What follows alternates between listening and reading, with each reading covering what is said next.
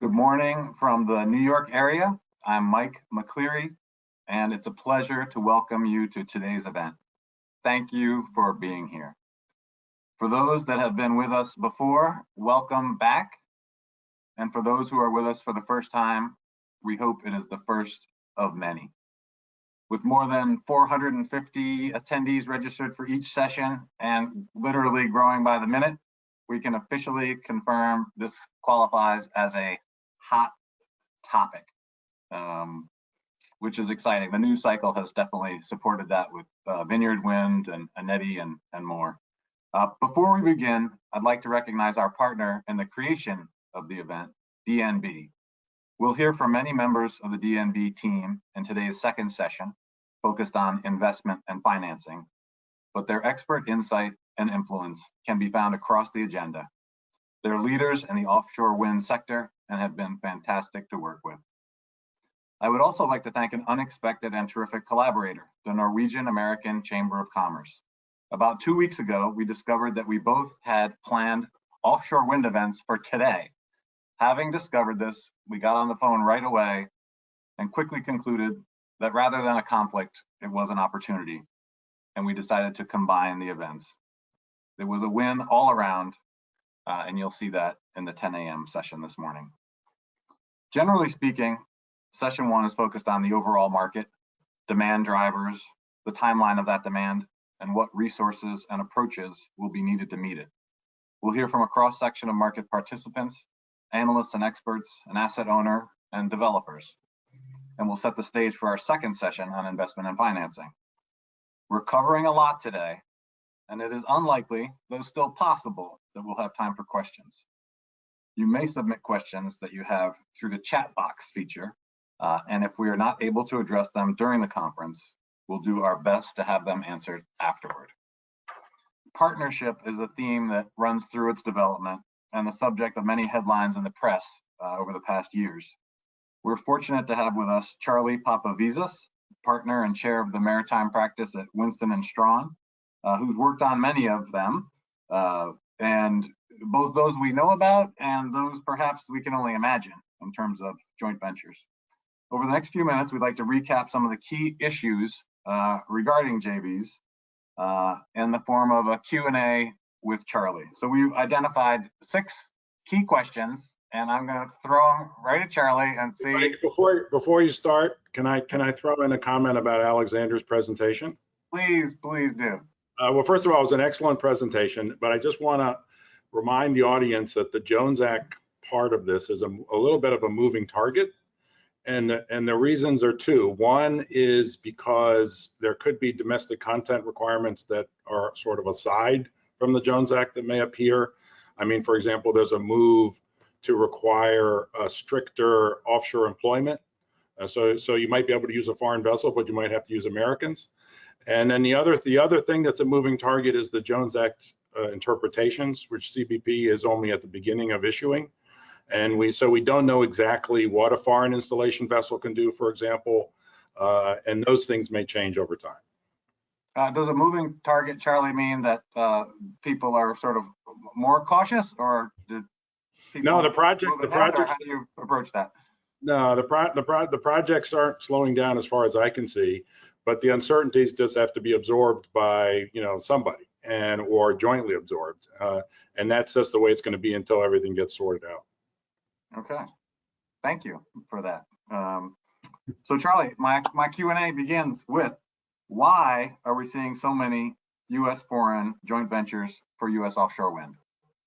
Yeah, it's a natural consequence of the expertise needed to install offshore wind turbines and to maintain them being European, and the market that will exist is in the United States, and the people who know how to operate in U.S. waters, how to deal with U.S. customs, both uppercase C and lowercase c customs, how to deal with the Jones Act, how to deal with American labor unions and the like, are American companies. So it's a natural consequence for those 2 elements to join up to both install offshore turbines and maintain them. Thank you.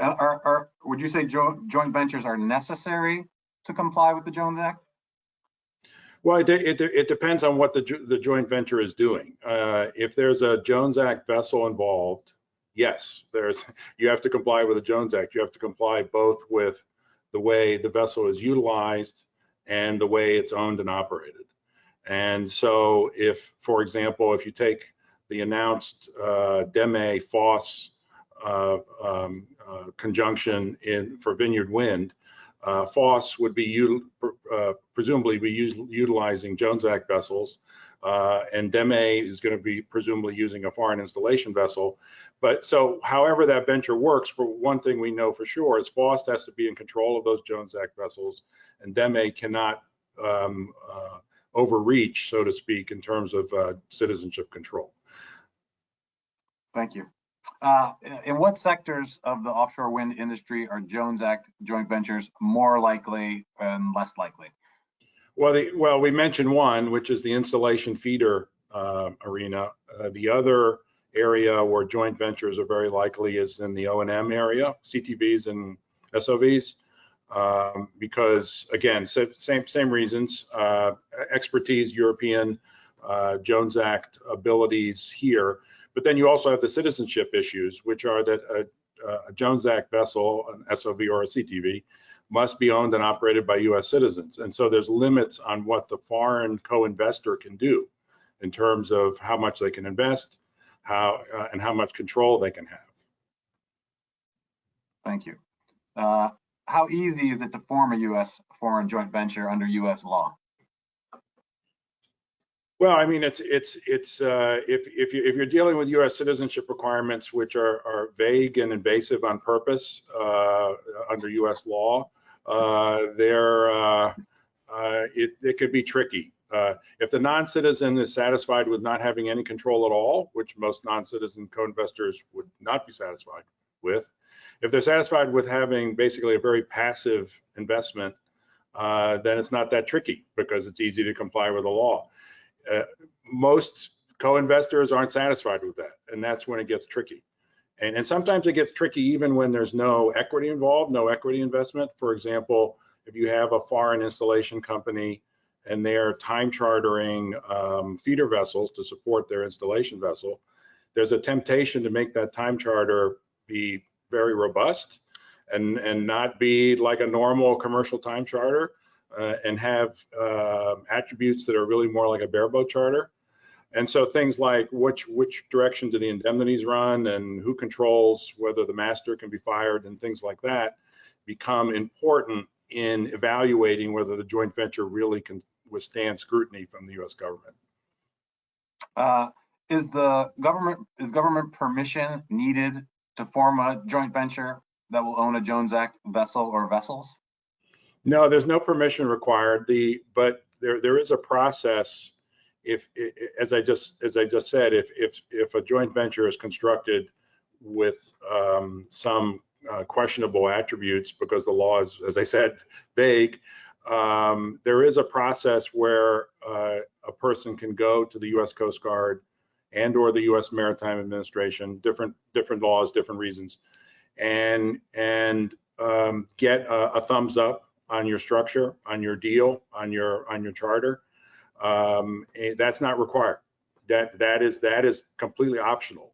Someone can enter into a joint venture. I mean, for example, Dominion has announced the construction of an installation vessel, and as far as I've seen, they have not asked for such a thumbs up approval. The Coast Guard publishes those, so we would see it.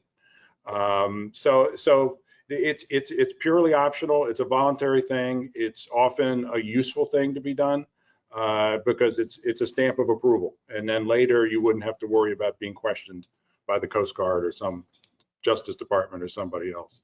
Okay. Thank you. Besides the Jones Act, what other considerations are unique to U.S. foreign offshore joint ventures? Well, you know, a lot of the European-based companies that are getting involved in the U.S. market have assiduously avoided being involved in the U.S. market up till now for various reasons. You know, you think through the list of the European-based dredging companies, the major dredging companies, and many of them have not had U.S. operations because of the way the Dredging Act works and the Jones Act works. And so they sort of have to go from bottom up. They have to think about how to establish a business in the United States, how to arrange for hiring Americans, where can they avoid hiring Americans, what are the visa requirements, how does the tax thing going to work? You know, a lot of the bilateral tax treaties that the United States has with countries don't have a renewable tax section. Maybe none do. I haven't had the occasion to look at all of them, but the ones from Northern Europe, none of them do. And so there's a lot of things that go into the sort of the ground up aspects of how to get this going, besides bringing a vessel here and you know, engaging in the operations called for in the contract. So do you think, is there anything, you've kind of been in the wind since the beginning in the US in terms of your interest in involvement, is there anything different about joint ventures in offshore wind versus, you know, the Jones Act has been around for a long time and there have been joint ventures? No, I mean, but I often tell people, I say, you know, the United States has been drilling for offshore oil and gas roughly 80 years or 85 years. And there's pending issues in the Gulf of Mexico with regard to where do you need to use a Jones Act vessel, who's a seaman.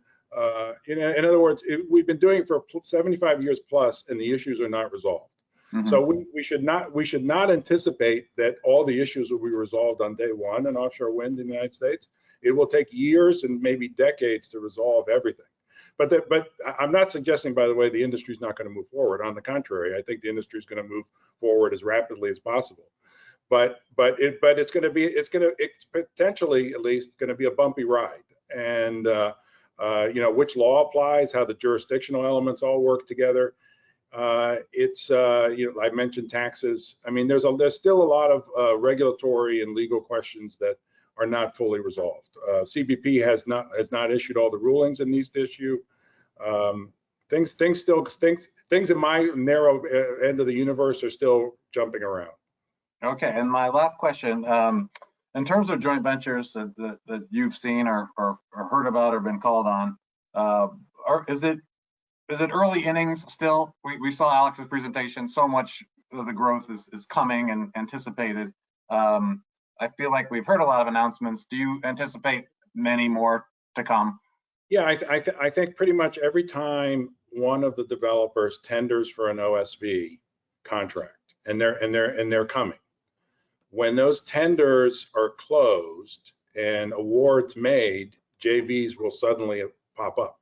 Mm-hmm. In other words, there's JVs that are in the works for the purpose of obtaining contracts, and maybe half formed, not fully formed, maybe you know, poised to be formed, whatever, ready to go, because you're talking about building a vessel that's going to take 2 or 3 years, and you know, and in other words, there's plenty of time to sort a lot of things out. Mm-hmm. And so yes, there are many JVs at various stages of formation, and as I said, mainly in the CTV OSV area, although some in other areas that are going to go public as things progress. Mm-hmm. Okay, I have one question from the audience. I'm not sure you can play or pass, and we have just a few seconds left. But does the U.S. have enough skilled workers to operate and maintain the new offshore wind assets and supporting value chain? Are there subsidies from local federal government to support job skills training into these new jobs? So take a crack and yeah. Yeah, well, just quickly there. Yeah, no, there's definitely training credit programs state by state, localities. It's all building. There's no doubt about that. You should just examine wherever you're talking about. In terms of, do we have enough now? No, I don't know how anyone could say we do, since we don't have an industry. How could you say, you know, we have thousands of people waiting to join an industry? They're all fully trained. It will take time, And but certainly I know that the relevant American labor unions are poised to be helpful, to provide training. The states and the localities are. But it's going to be an interesting ride. I'm hoping that in 10 years from now we have a shortage of everything: steel, cable, chips, people, everything. That would be to me that would be a great outcome. I mean, it probably won't be a great outcome, but okay, but well, you know what I mean. What I mean in terms of activity. We'll stay tuned. We'll stay tuned for that one and keep track of that. Charlie, that's it. Just a pleasure as always. Well, thanks, Mike. Yeah, thank you very much. And we'll see you soon. And we're going to hear now from, we're going to go on the ground to CTV owner and hear their perspective on the market. So, as I said, we're going to switch gears and zoom in and get the perspective of a very specific segment, the crew transfer market. And I'm happy to introduce Ho-Yoon Nam, who's a partner in the corporate finance group at Seward & Kissel, who will be our interviewer in this very fresh and recently recorded segment. Passing it over to Ho-Yoon now.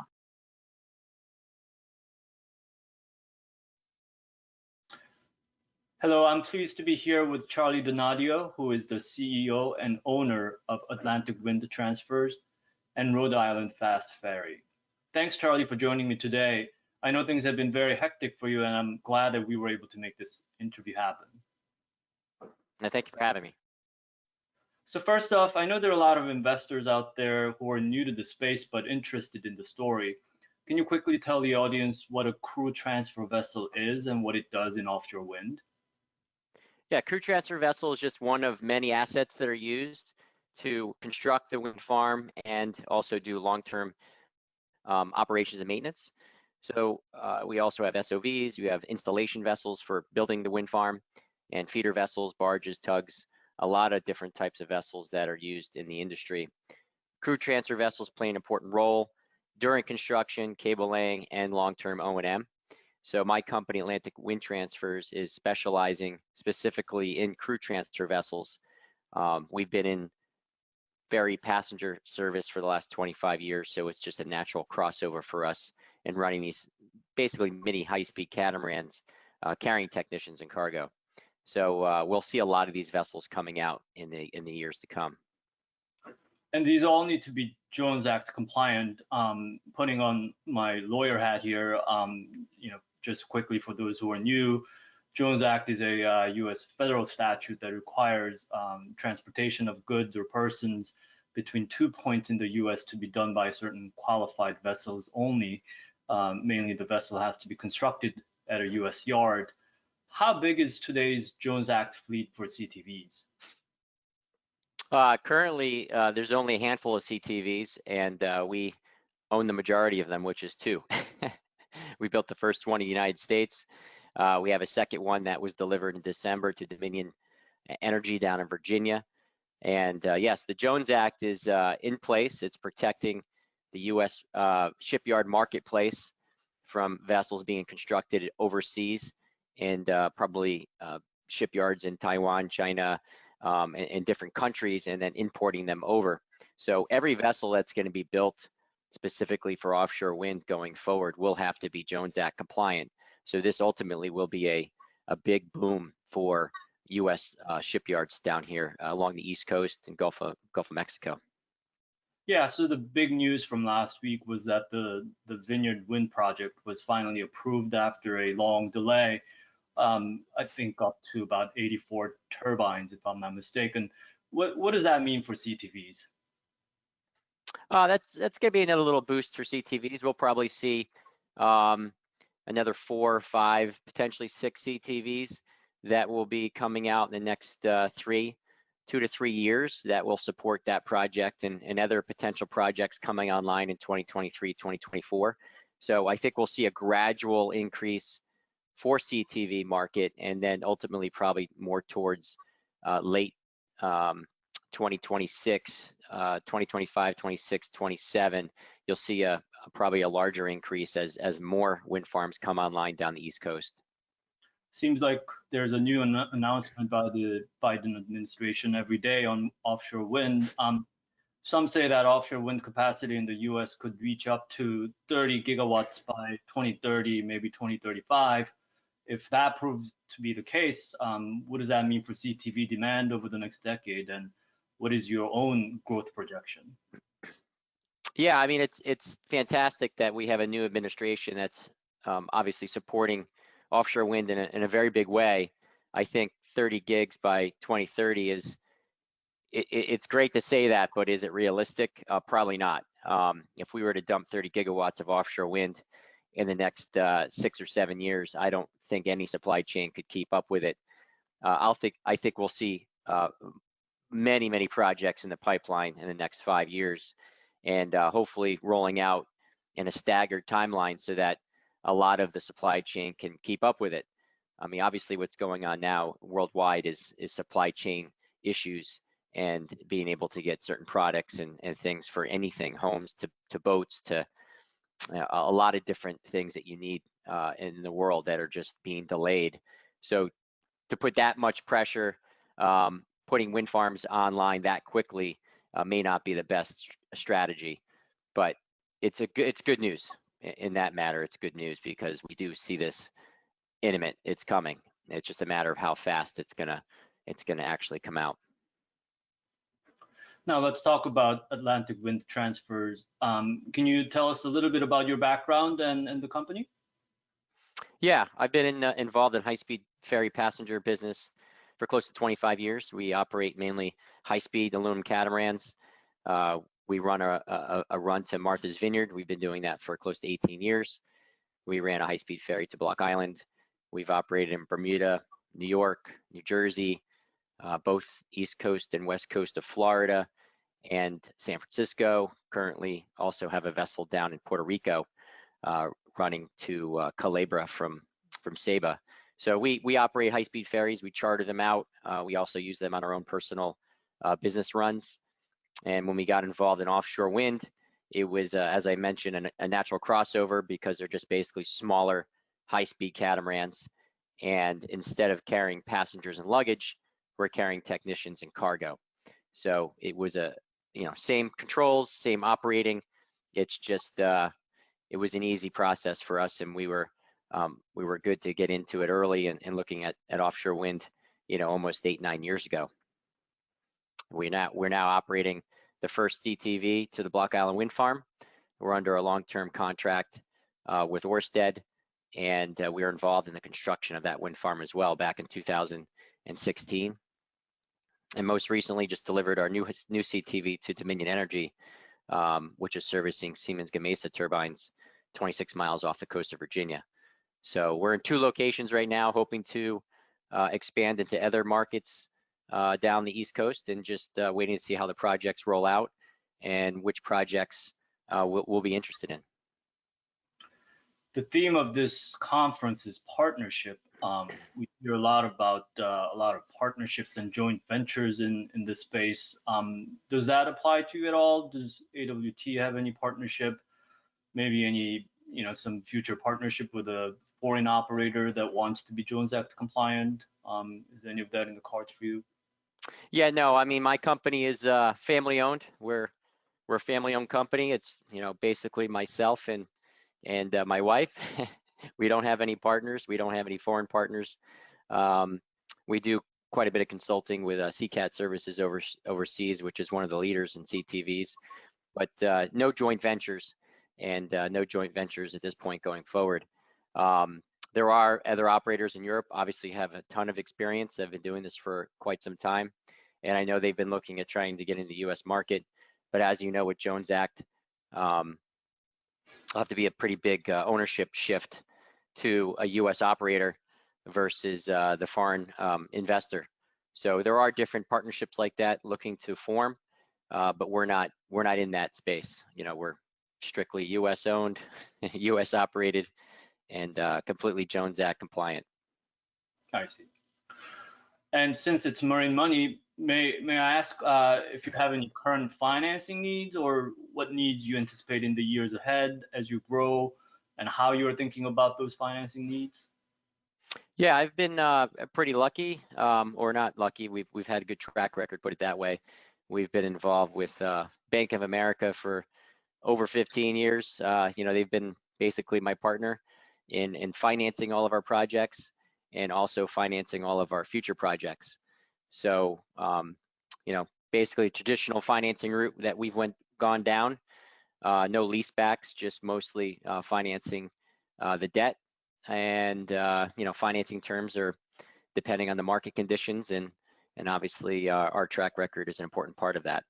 So that's where we are now, and we have been approached by multiple potential investors wanting to get in this space, because it seems that renewable energy and offshore wind is a pretty hot topic right now.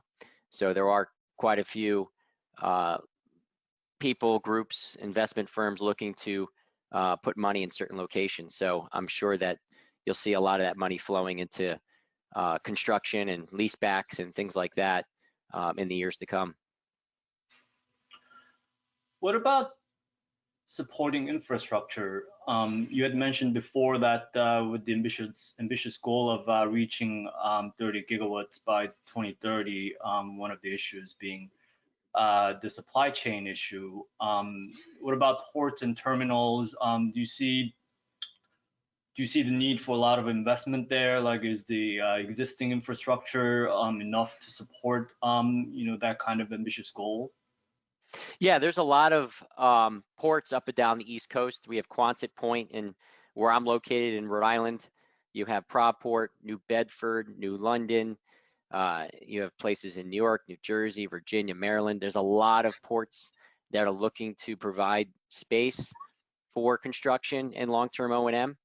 And you see a lot of, they're all mostly being funded by cities and towns and states with probably bonds to invest into the infrastructure like they did in New Bedford. They invested, I think it was over $100 million into creating an offshore wind laydown area that could support the weight.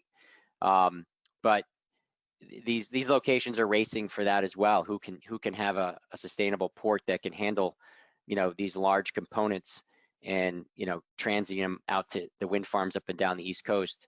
So there's a lot of interest from a lot of states up and down the East Coast right now. It's just a matter of, it getting developed, environmental permitting, obviously, and that stuff takes quite a long time. You also have Norfolk in Virginia, which will become a major player as well, most likely servicing and working with Kitty Hawk off North Carolina, and then also becoming probably a region down in the south that's servicing some wind farms down in that area. And then you'll have several more ports up and down the coast servicing the Northeast and the Mid-Atlantic region. I would love to talk to you more about this for another 30 minutes to an hour, but 10 minutes goes by really quickly. I guess final question for you.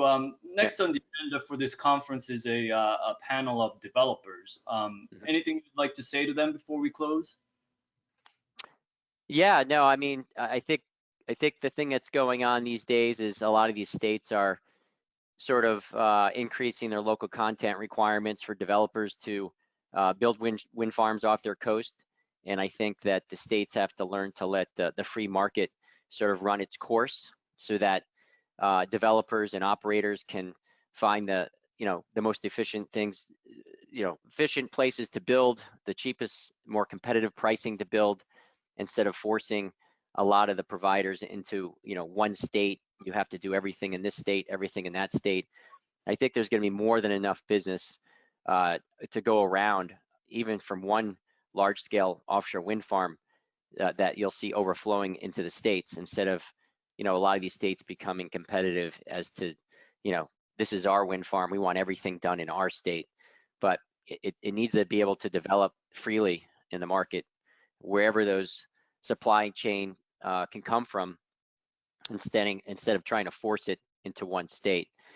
And we hope to be in a good position in the future, because we do have the only experience in CTV operations in the U.S. We've been doing this now for just over 5 years, and working offshore in the waters. And we've had thousands tens of thousands of transfers and connections to the turbines.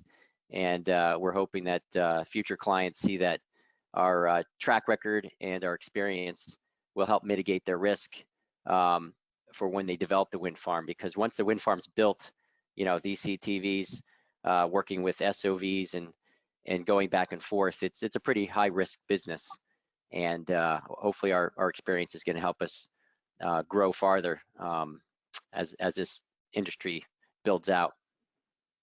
Well, Charlie, thank you very much for your insights. I certainly have learned a lot this past few days working with you to prepare for this interview. I wish you the best of luck and keep in touch.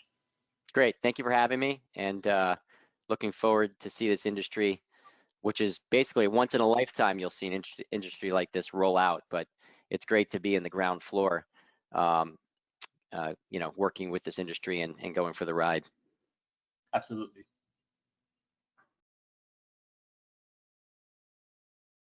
Thank you. Thanks to Ho Yoon and to Charlie. I think that was just a great opportunity to get a view from someone who is on the water, on the ground. I thought it was an excellent job on both illuminating the CTV market and a pioneering company in the Jones Act CTV market, but also the bigger picture around it in terms of some impressions on ports and terminals and a message to the developers. So our final session will begin in a moment of the morning of session 1, markets. And we're going to zoom out again to get the developer perspective. And to introduce this panel, I'm going to introduce the person that is going to introduce this panel. And so it's my pleasure to introduce Norwegian Consul General to New York, Harriet Berg.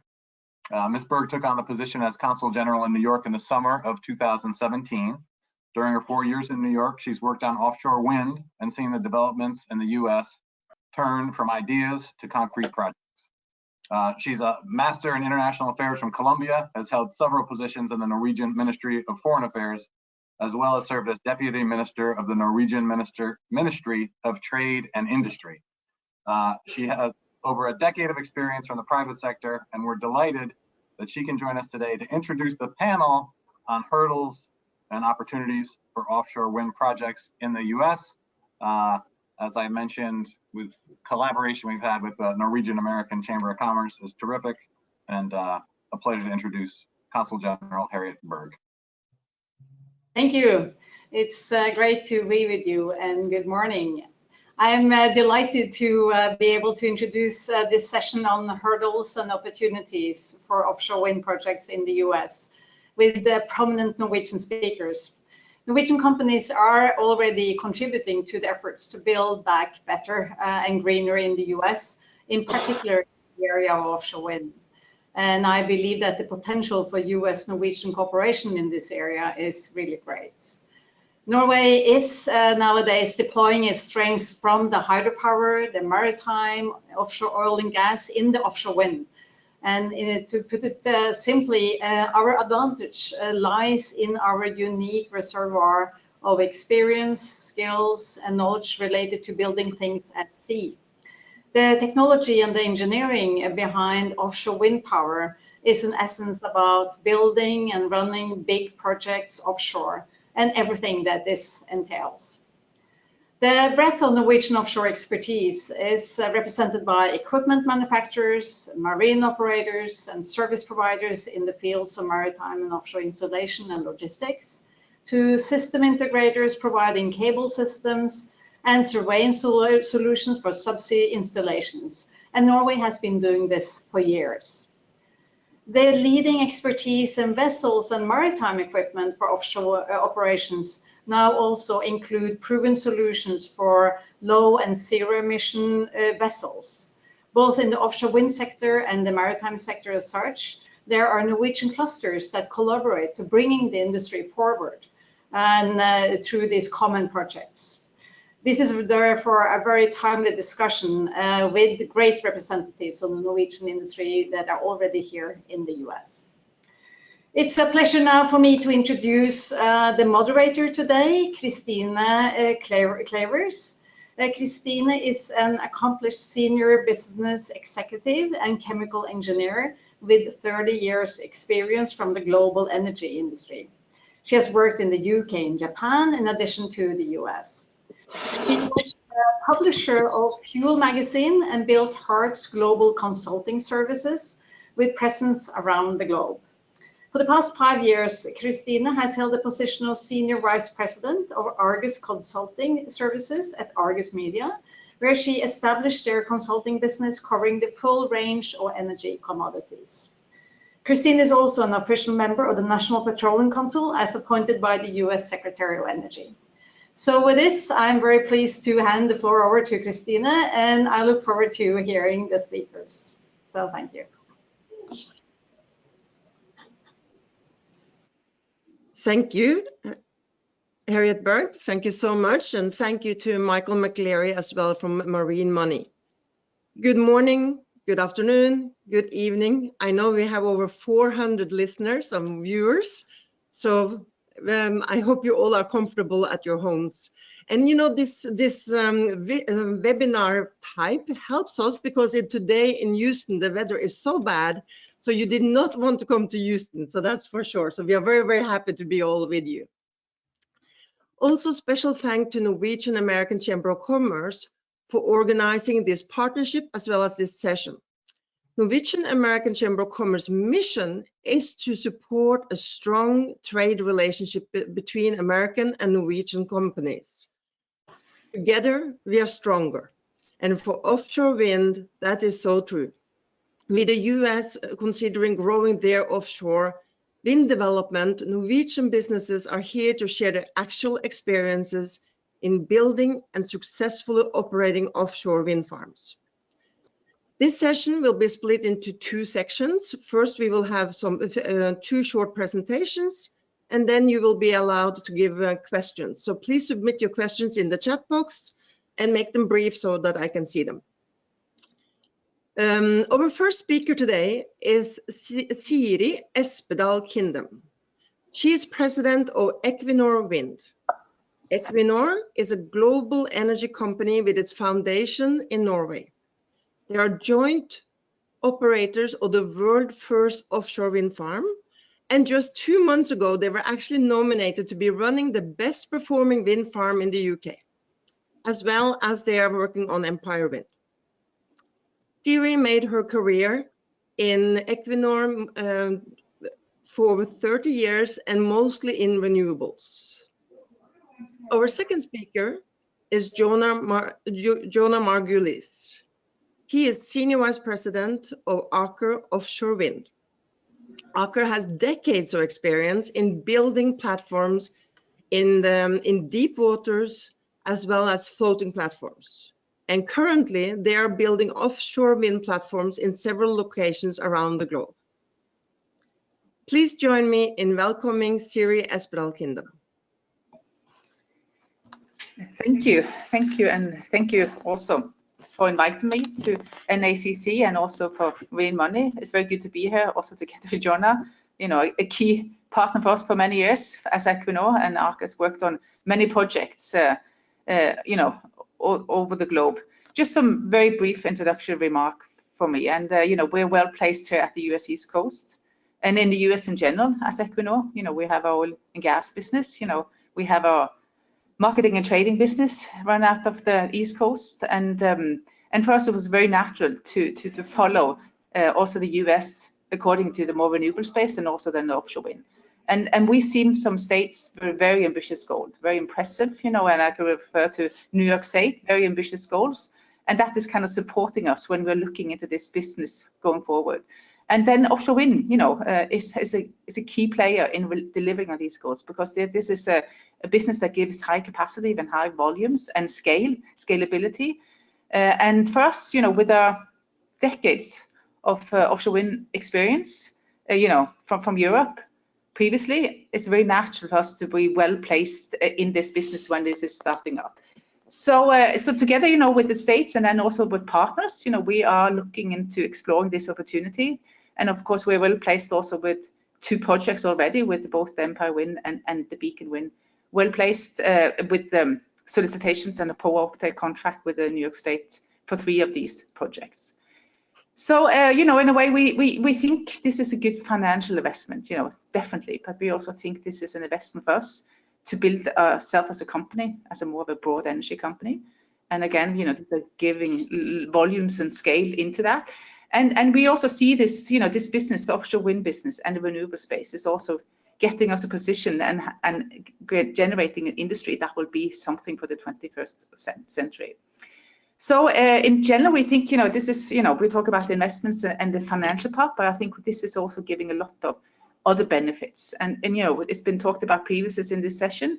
This is also about that these projects will generate jobs, you know, and we would definitely, you know, we will work on the training and training and giving, you know, our workers a skill set.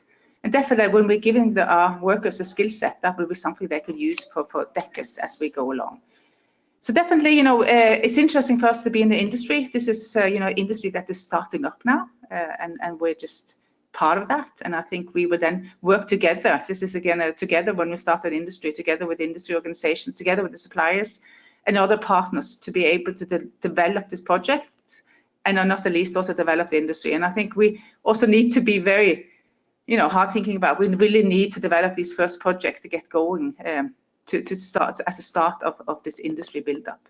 So very introduction. Looking forward to the questions from the group and also the audience. Thank you. Thank you, Siri. Jona? Yeah, great remarks, Siri, and I will say thank you for the opportunity to present just a few slides. So we'll see if this works. So give me 1 second to get my slides up. Go. If you could let me know if you can see my slides. Jonah, we can see your slides, but we can see the presenter view of your slides, not the. Okay. No, you're good. Okay, very good.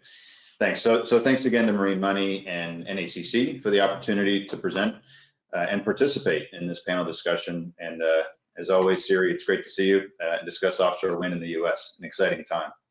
So I'm just going to spend a minute on Aker offshore wind because we are still relatively new.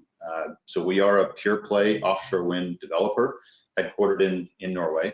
Of course, I'm here in Houston running the US business.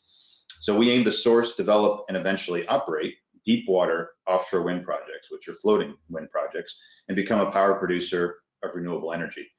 The Aker has been a major contributor to the global offshore markets, offshore energy markets for decades, not least as a designer of technologies and deep water solutions, which both Christine and Siri had mentioned, including floating platforms. So as Aker Offshore Wind, we now leverage through the various agreements with our other Aker companies, the vast experience, global footprint of the Aker group, including the capabilities of the wider Aker group of more than about 30,000 employees.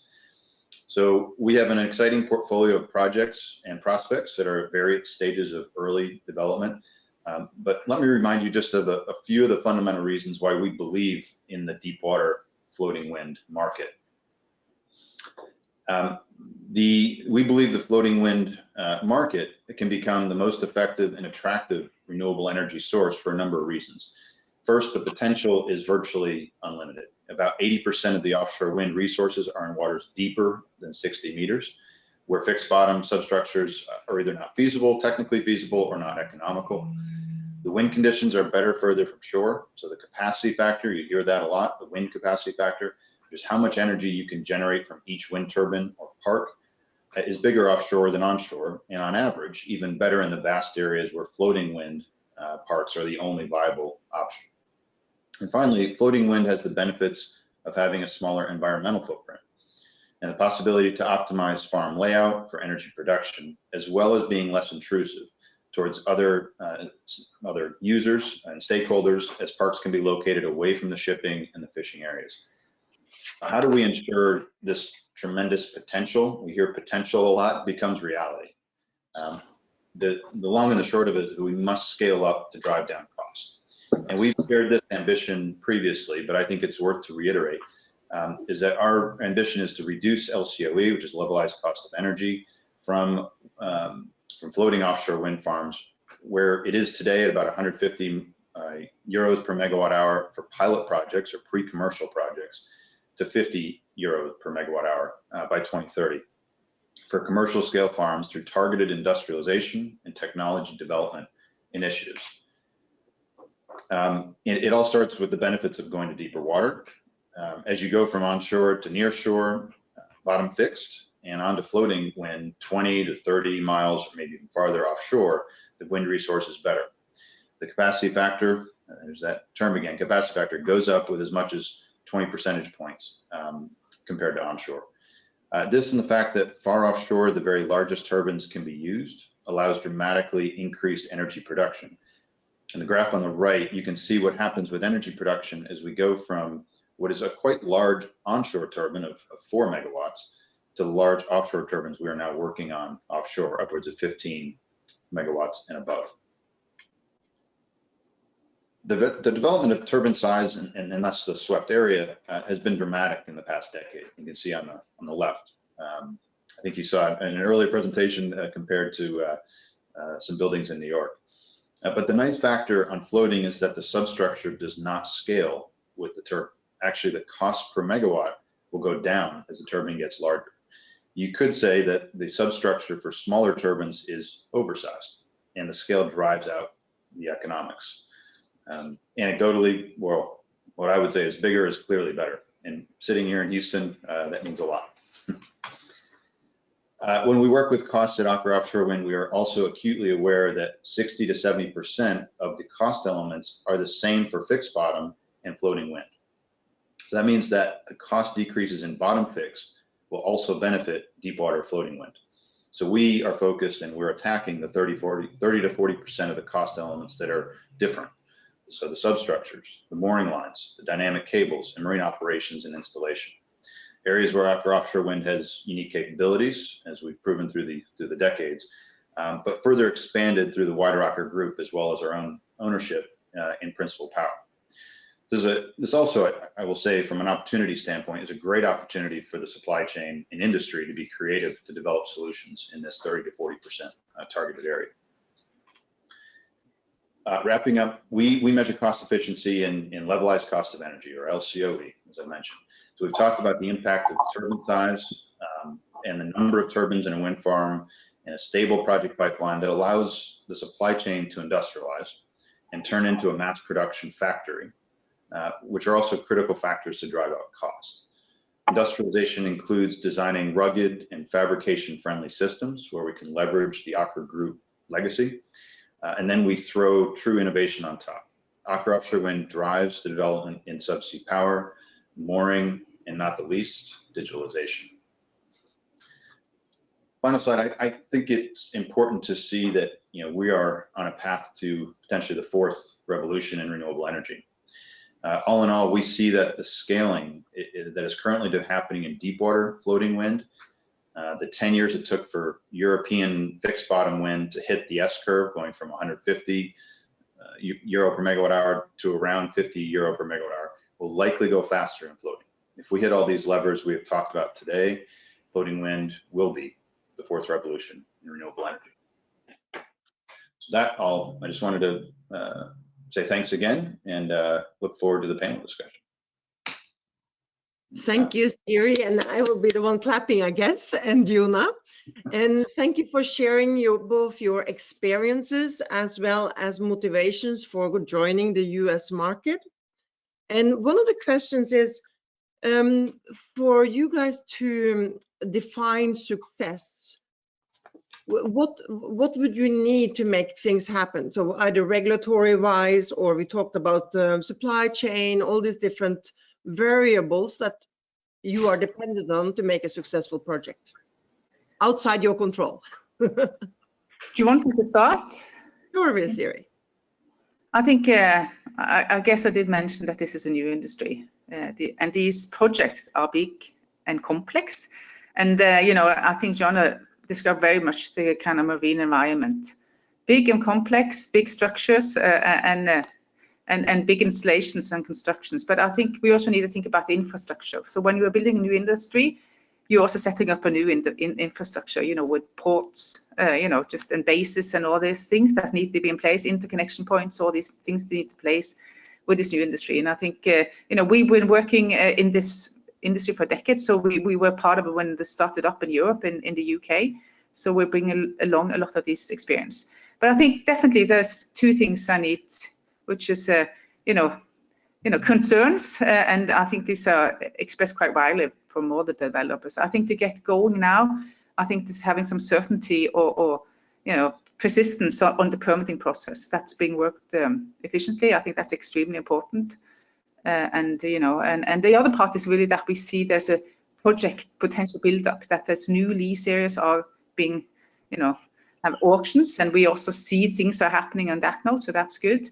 But there needs to be you need to see kind of a growth pattern, because I think it's important that we need to see a project pipeline and industry, and then again we will have all these, we talked about supply industry, we talked about the job creation, that's part actually getting these projects going. And we do see the sentiment has changed with the new administrations and the kind of very clear and very ambitious, goals on 30 gigawatts for 2030. So that's at least some views. I could get going there, but that's the two key ones from my side. Thank you. Fiona? Yeah, I think you laid it out well, Siri. I think, look, the US market is really interesting. It's got a lot of the fundamentals in place, both from a technical side, when you look at the wind resource side, but on both coasts, it's tremendous. It's world-class in many respects. Large population densities, so a lot of the technical fundamentals are in place. And, we're starting to see, I hate to say the logjam, but the queue, if you will, at the permitting at BOEM to start to release. So we're starting to see, obviously, Vineyard, the news last week, which was great. And we'll see more, I think, through the rest of this year and beyond. It's setting an ambitious 30 gigawatt goal by 2030. It sounds like there's different opinions, even on the previous panel, about if that's feasible or not. But the reality is that's a great ambitious goal. It gives confidence to developers, to the supply chain, for port development, right down the line. State governments are also doing some tremendous things on both coasts. We've seen that on the East Coast with New York setting ambitious targets, Massachusetts, Virginia, all of the East Coast states. Now we're starting to see that on the West Coast, which, maybe I'm a little biased because I'm thinking floating, but that's really important for California and other West Coast states to start to set those goals. So yeah, it's an exciting time in the U.S. market, no doubt. Great, thank you both. I know we have regulatory bodies on the in the audience, so you're welcome to also say anything you need here. But the opposite, a question came in from the audience that is kind of the opposite side, with where are the most significant bottlenecks for the growth? So as you saw the opportunities, are there other things that we really need to work on first? Maybe you start this time and I can build on you. Yeah, absolutely. We like to trade. That's all good. So I think, Siri mentioned actually something really important in her remarks before, and that's ports. I think that is if the investment doesn't happen, if the development of those ports don't happen, that could be a potential bottleneck. I would say the other thing is transmission and point of interconnect. And just the grid in general. If those two main things don't happen, and the planning for it we're starting to see some of that, but we'd like to see more. Those could potentially be bottlenecks. I'm quite confident in the supply chain, whether, coming from the oil and gas side, I've seen supply chain move, and they can, when they need to, they will move. There are some challenges, certainly in floating, and you think about just the sheer capacity of the mooring market and in general, dynamic cables. Yeah, there are some challenges, but they're not insurmountable by any stretch. And we're starting to see some really good movement, both here in the U.S. and globally on that front. So ports and transmission are probably the two potential biggest bottlenecks that I would say. Thank you. I don't really have much that I think I mentioned the kind of, and I choose to see things also as opportunities. So I think, there are things to be solved, and if you start up with a new industry, it's not like everything is going to be in place from the startup. So I think, these are things that need to be solved, and I have a great believe in the kind of partnership discussions. You need to work together with, at many levels, and that goes the way from the federal level, the state levels, and we of course with the offtake contract towards New York worked closely together with New York State, and then you come down to the city and the communities. So it's a kind of broader sense. So I think this way of solving this, and I think it needs to be in a dialogue, because we are building an industry from the startup together. I mean, we don't have many of these offshore wind turbines in place yet. I think there's 7 of them. So it's we have something to build on, from going forward. Can I add one thing, just because I'm just reflecting it for a second? The stakeholders, here are super important, local stakeholders, and where we're looking at putting a lot of these, whether it's on the West Coast or the East Coast, are not areas that traditionally have offshore activity or a lot of energy activity. They maybe have shipping and fishing, but so it's a different. Different way to communicate, and different way to maybe even operate.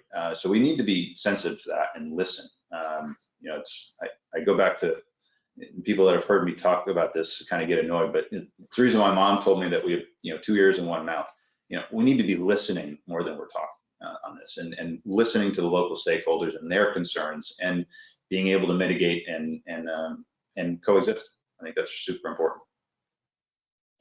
Thank you, Jona. And that brings us exactly to the next question, which is kind of now double up, because you have answered some of it, but you are both integrated energy companies working in oil, gas, and renewables.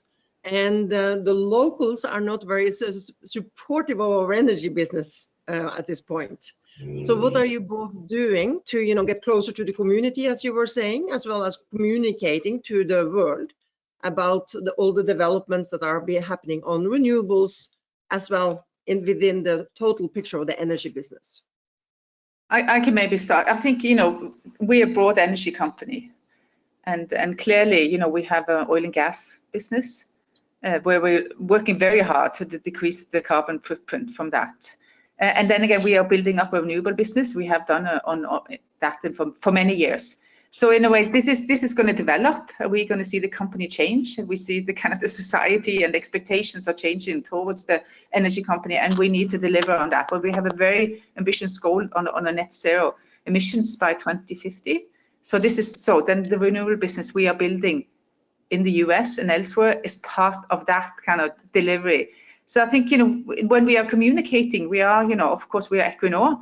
We are a broad energy company. In the US, we have at the East Coast, currently we have a renewable business well placed. We are of course also looking to the rest of the US, and Jona have mentioned some interesting things happening also the West Coast. And then again, we also have oil gas business. But truly we are, and we need to communicate transparent on that we are a broad energy company going forward. But then again, with high ambitions on the climate side for the company. Yeah, and I'll just say, for me, for Aker Offshore Wind, we're, as I mentioned at the first slide, we're a pure play offshore wind company. So I can't and I won't speak for the rest of the other sides of the other businesses, which are separately listed within the Aker group. But for offshore wind, I mean, it is a ESG and carbon neutral or low carbon development is what we're all about. That's what we're trying to do. And we've been, in California, we've been partnered with the local CCA, local community choice aggregator, for the last 3 years, looking to, develop clean energy for their community. And that's our goal. That's our vision. That's our mission, is to bring that to communities and develop these in a responsible way. So that's us. Thank you. And I would like to add my own view on this, because one thing is to work towards lower carbon world. However, we also have the population is growing. We are going to get another 3 billion people on the world, and we need more energy. So what in these kind of discussions, I always think every molecule counts. So let's get more opportunities and more ways to get more flexibility to the system and more energy to the market. We will need it. So with that, the other question that came in, and I think this is maybe for Jona, is what offshore wind construction activities will be restricted by the US Jones Act? And I think that also reflects a little bit to the previous presentation. Yeah. Yeah, sure. Maybe I'll go first, and Siri, you can add.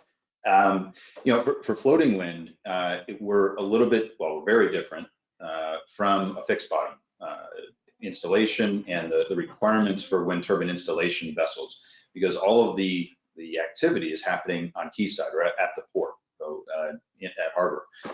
So the requirements or the demands for Jones Act vessels are pretty simple for us. It's anchor handling vessels, crew transfer vessel, that type of thing. We don't require a big wind turbine installation vessel, and it's similar like fixed bottom. So it's just kind of the fundamentals are a bit different in floating, but we still require Jones Act vessels for a lot of the tow out activities, the maintenance, operation and maintenance activities. So we're very familiar, operating in the Gulf of Mexico or supplying the Gulf of Mexico from the Aker Solutions side of it. So we're very familiar with the challenges and I think it's previous presenters said 75 years, or the Jones Act has been around for almost 100 years, but there's 75 years of dispute of where we're very familiar with the latest and greatest there. So understanding that, but for floating, it's quite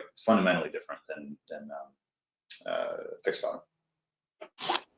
I could just add, I think this is kind of so we will of course comply with the Jones Act and understand it and work through that when we are starting up a project. We are not still on the construction phase, but we will get there. And of course now we're in the phase we do a lot of the planning for that, because these projects are quite mature. So I think, and I was following, very interesting in the previous session, I must say, and to understanding the complexity, but also kind of the opportunities, that will give, the more kind of US business when we are going forward. And we all know this is part of the growing the offshore wind in the US. Is also about creating jobs. It's also about creating, industry and a supply industry that will be able to kind of flourish when this business is getting into the more, it's going to be scale when we get there, but we are, as I said, we are still in the early phase in general in the US for the projects. Yeah. Jona, I'm not sure if you are able to see the next question, but I think it is more for yourself. Okay. What view regarding US installations, or whether it will be with full JA TIVs or foreign TIVs with JA feeders? I'll assume JA is Jones Act, to be fair. Not sure for floating wind. I'm not sure I understand maybe the question, but we're expected to be full Jones Act compliant vessels, for our tow outs and tow ins on major repairs. So there's we don't have any concern. I mean, they're readily available, or soon to be readily available, depending where you are. But we don't really have any major concerns for those Jones Act vessels and staying in compliance with that. Good. We've gone through a lot of our questions, actually. I wanted to ask Siri and Jona, do you have any additional things you would like to say? We still have a few minutes left. Maybe I'll start. I think it's a very interesting phase to be in for this industry. And, as we've been working in Europe, we've seen the cost of energy for these renewable projects go down. And that's, that's one of the major reasons also where we are starting up also in the US business. Previously said we're also well placed here from our previous business, but I think we are expecting to see the cost down, and I think and it needs to come down when we're going forward, when we are moving these projects to the scale and the kind of expectations that has. So I think it's going to be interesting to follow in the years to come, and I think this industry has a lot of kind of, as I said, benefits, and I think that needs to also been developed in parallel, and then together, I'll talk about this together thing again. This is about partnerships. It's about at many levels that needs to be, and there needs to be real dialogue and with all these stakeholders that we meet regularly, but also, this is an industry effort to get this project in the waters. Thank you, Siri. Wow, well said. I really have nothing to add. I mean, it's the start of a new industry. And I think this is, it's not too many times in any of our careers where you can say that, hey, this is the beginning of a new industry. That's really where we're at. And a lot of excitement. You know, it feels like every morning you turn on the computer and it's another announcement. It's a very dynamic industry, whether it's here in the US or globally. It's tremendous. And we're seeing it, the growth, you know, across the globe. US, we're just starting. Europe, obviously, been on a great trajectory. Asia Pacific is also, you know, going gangbusters. It's you know, it's really taking off. So it's excitement across the globe. Thank you. Any other questions from the audience? I think I only see one at a time here, so nothing has moved. The only thing that I would like to, we still have some minutes left here. So what I am thinking, one of the reasons Norwegian American Chamber of Commerce, we are trying to get more companies into America and to partner. And you were saying, you know, transmission, you need more help on the transmission side. So are there opportunities that you see for other companies? And you talked about the port, you know, what is all needed and how can all these companies help to develop these projects? So what more companies can help? Fiona, do you want to start? I can fill in.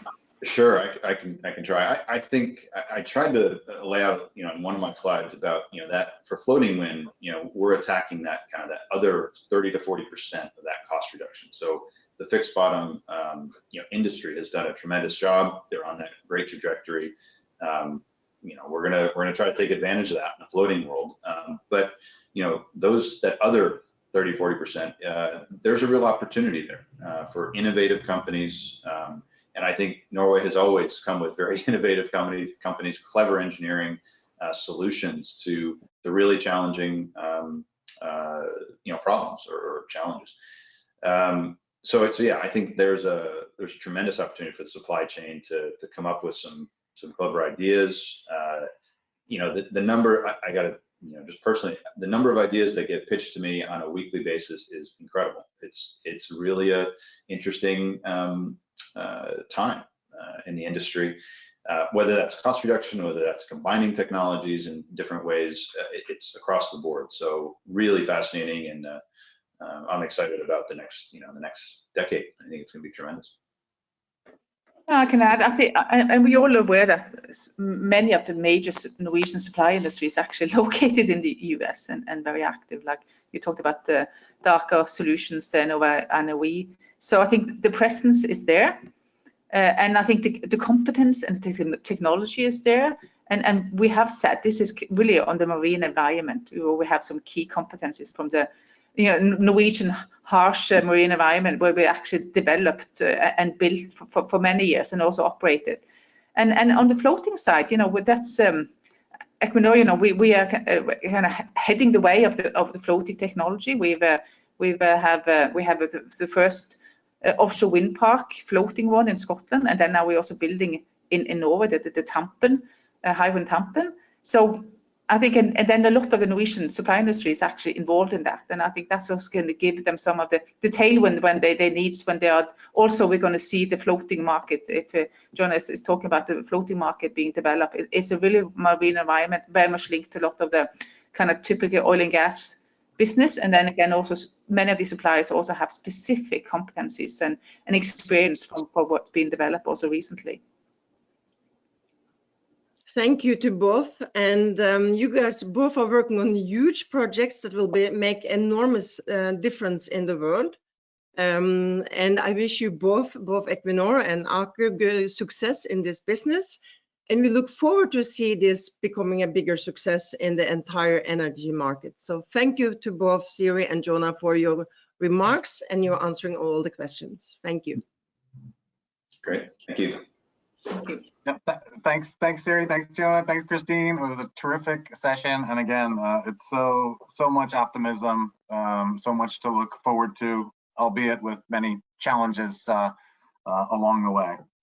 So I wanted to now just say thanks for everyone involved in session one. It did really what we hoped it would do, it was fascinating in its own right, and also setting the stage for session 2, which is coming up at 11 o'clock in about 20 minutes, and quite focused on the investments that are going to be required, the capital required to make sure the assets are in place to make these dreams, these ambitions and goals into reality. Session 2 is going to include a keynote interview with Thomas B. Crowley Jr., Chairman and CEO of Crowley Maritime Organization. And if you haven't registered and you would like to, you can just go to our website right now and click right in. So thanks again to all of you, and some of you will see you soon, and others see you next time, and thanks for attending. Thank you all. Thanks, Christine. Good morning from the New York area. I'm Mike McCleary, and it's a pleasure to welcome you to today's event, or welcome you back in case you just attended session 1. Thank you for being here. For those that have been with us before, it's great to have you with us again. And for those for whom this is a first, we hope it is the first of many. Before we begin session 2, I'd like to recognize our partner in the creation of the event, DNV. They are leaders in the offshore wind sector and led recent pioneering market opening transactions with OHT's private placement and Cadeler's Oslo Bourse IPO. They've been fantastic to work with, and we'll see their expertise on display in today's second session, focused on investment and financing.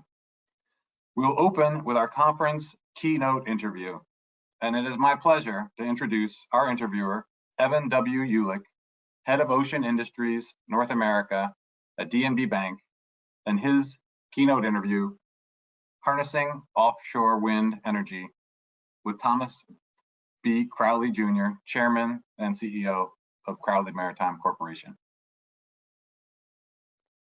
This interview was recorded very recently, and we're delighted and grateful that it could happen.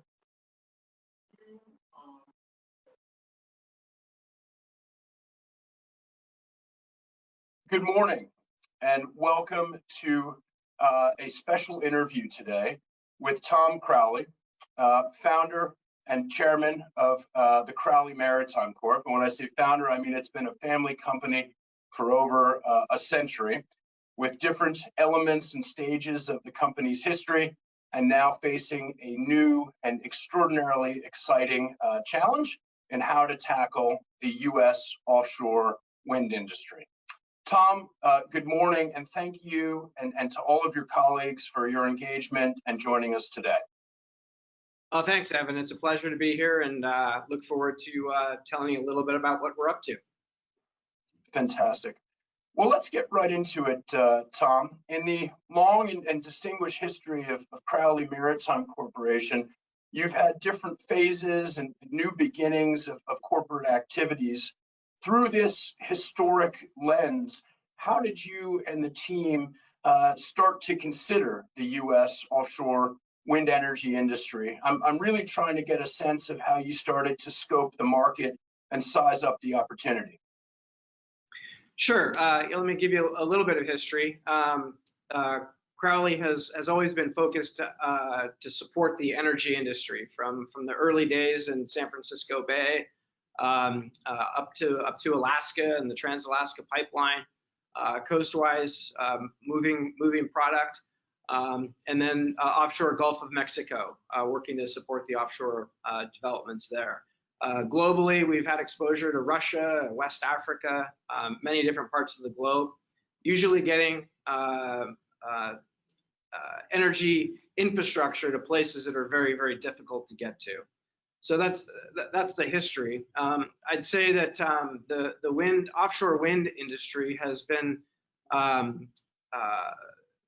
growing in the U.S. very, very slowly up to this point, and we've been involved with it on the periphery, learning about what's happened in Europe over the past 10, 20 years, and talking with the companies that have been exploring the wind industry, the offshore wind industry here in the U.S. It's been, as I said, it's been slow moving, but I think what we find very interesting this year is a real acceleration, and what we see as an opportunity that is upon us. And while we've had a small team dedicated and devoted to it, at the beginning of this year, we created really a new focus within our company to really double down and get involved on many different levels in the offshore wind industry. Well, thank you for that. And you have also announced a very compelling joint venture agreement with the Danish firm ESVAGT. Can you talk a little bit about that partnership, as well as I was particularly interested in the press release. You talked a little bit about the shared culture and values that you and ESVAGT have. Would love to hear more about that. Certainly. Yes, and part of our exploration of what value Crowley brings to the table, we learned that there's a lot in the supply chain of supporting the offshore wind industry, and we felt that in order for us to really learn quickly and to gain that knowledge more in depth, that we needed to look for partners, and we quickly came together with ESVAGT. As you mentioned, a very strong cultural fit. But equally important is the deep level of experience they've gained in Europe supporting the offshore wind industry there.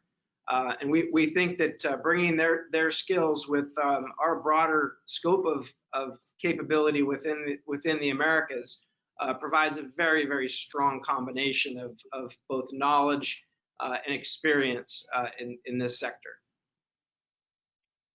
Excellent. You mentioned drawing from some of the different parallels and the road that the wind industry's taken in Europe, but you've also partnered with some really fine domestic firms as well. In addition to ESVAGT, you also have a joint venture agreement with Watco, which is a kind of terminal solution-oriented partner based out of Kansas.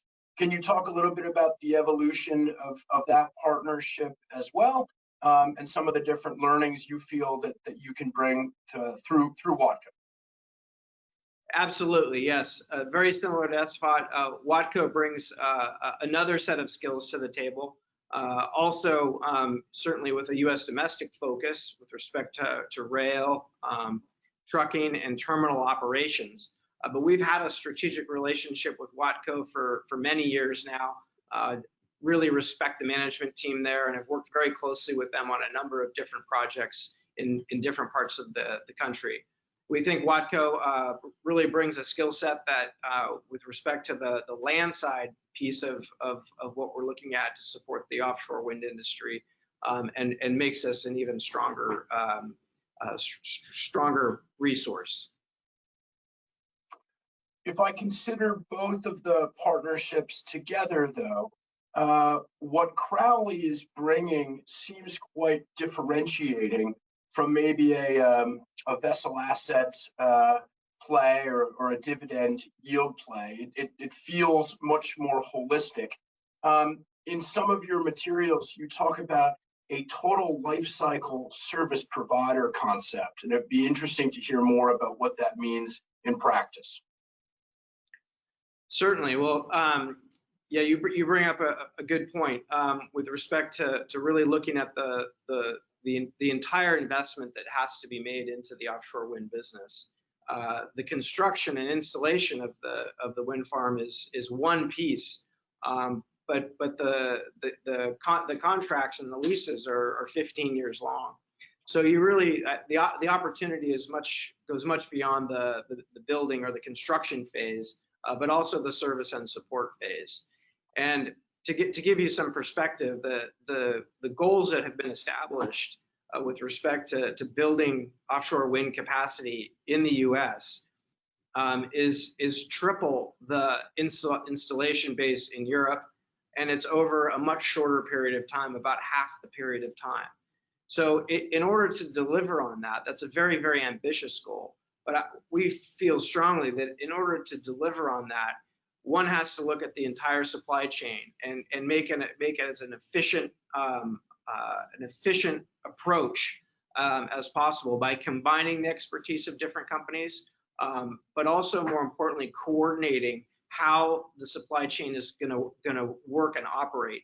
Be able to be flexible, be able to ensure that the deliveries are done on time so that construction projects aren't delayed. And the other really important piece of this is the utilization of assets, the most efficient utilization of assets.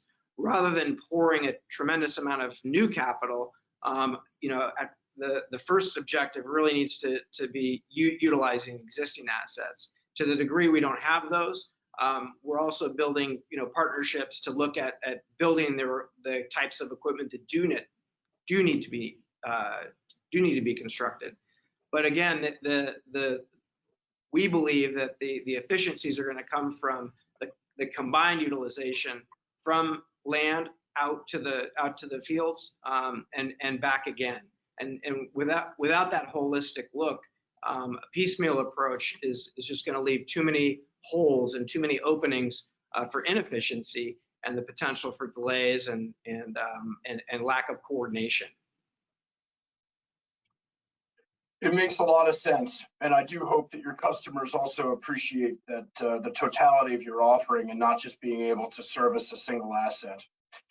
Let's get into the Jones Act a little bit, Tom, because I think some of the things that you just touched on weave through. The Jones Act is kind of the red thread that weaves through much of it. Prior to the emergence of dare I say, expected boom within the offshore wind industry, the Jones Act was a fairly esoteric and sleepy maritime law, often used as a political punching bag. But it strikes me that the advent of this new market segment will be fundamentally influenced by the Jones Act. I'm interested to hear your thoughts really in two forms. The first is the creation of jobs in America and the creation of industry in America through the Jones Act. And the second is how you thought about structuring your joint venture partnerships and how effective they can be under the framework that the Jones Act provides. Yeah, absolutely. No, you bring up a great point. And yes, unfortunately, the Jones Act does become a punching bag. People love to put different color and story around what the Jones Act's all about. But frankly, I think it's very simple. And I think it's also very consistent with what the offshore wind industry is focused on. The Jones Act is about American jobs. And I know the new administration is very supportive of creating American jobs through the new energy policy, the renewable energy policies that they want to create. So, I think the Jones Act fits in perfectly with that. It's an American jobs program, and it allows us to keep Americans on board our vessels and serving our country's interests. Additionally, on top of that, the national security aspects of it are completely underreported and underappreciated. The fact that we do have Americans out there servicing our energy industry, our energy infrastructure, I think is a critical issue. Why would you want to turn that over to foreign interest? It doesn't make any sense to me. And anybody that tries to frame the Jones Act around protectionism or advantage for union labor or any crazy idea like that, I think is so short-sighted. The Jones Act is about American jobs and it's about national security. And so is our investment in offshore wind. It's all about national security and creating renewable energy sources for this country and opportunities for American jobs. So I think the two fit together, very nicely and support one another. And we look forward to making the necessary investments and also doing the work with our incredibly talented and very capable American workforce. Excellent answer, Tom, and appreciate your views there. Maybe just to push you a little bit more, though, and you talked about the federal government here, but it seems that the states are also playing a really large and important role here. Sometimes there's coordination, as you said, with the new administration, but it's also quite clear that a number of states are going it alone and pushing this agenda on their own.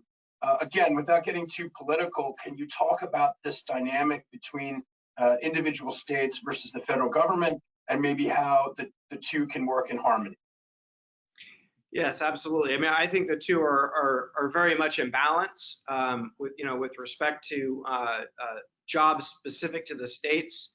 We're working with our workforces, starting first with training. Many people have to be trained to do the services that are going to be required, and that's got to start at a state level.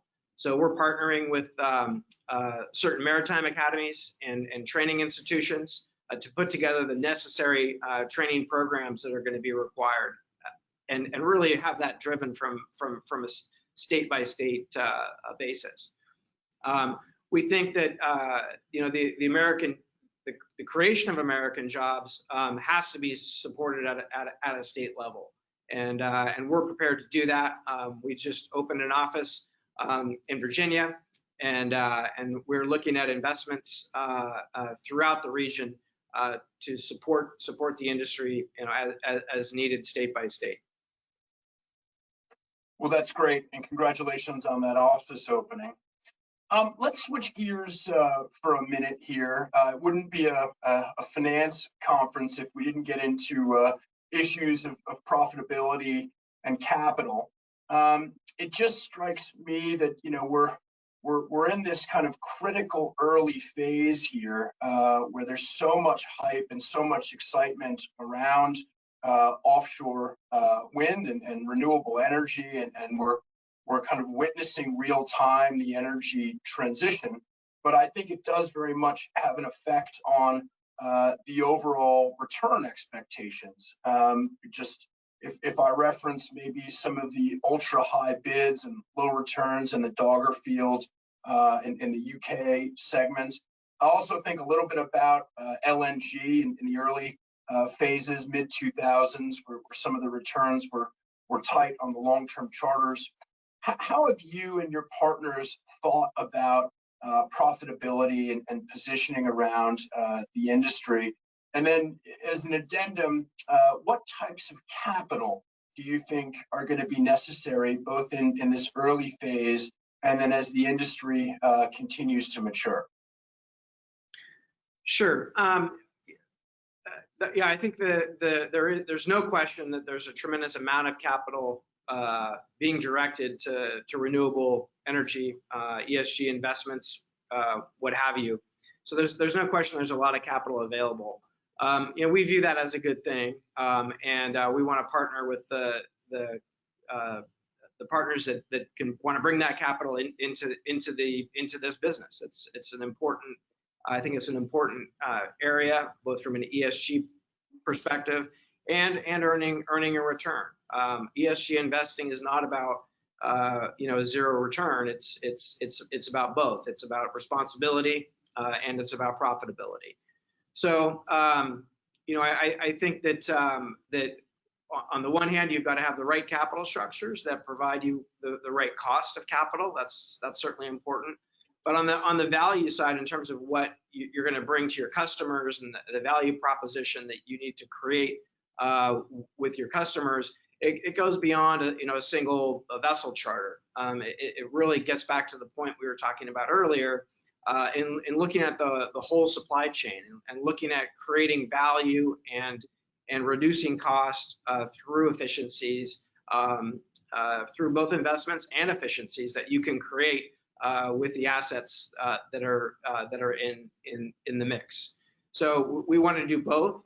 We've got an engineering team that focuses, really on early stage project planning to make sure that we look at that full scope early on, and then we want to look at the full value chain all the way through to servicing units over the long haul. So I think it's a two-pronged approach. Have the right capital structure, and then secondly, make sure that you're delivering the value to the customer across a broader set of supply chain services.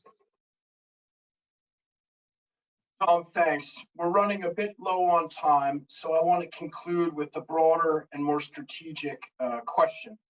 We're really in the early innings here of this exciting new maritime segment, which is expected to require, as you said, massive amounts of capital, investments in new equipment, new partnerships, and new vessel operations.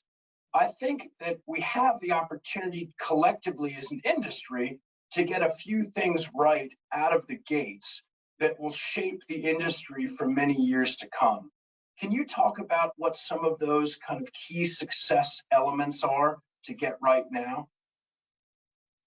Well, I mean, I think the important one is that the targets have been set. You know, I think that with respect to the amount of power that needs to come from renewable sources, that those goals have been set, and the timeline is tight.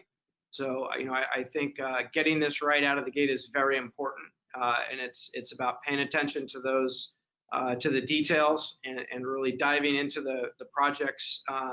And making sure that you understand the potential for running things efficiently versus running things inefficiently.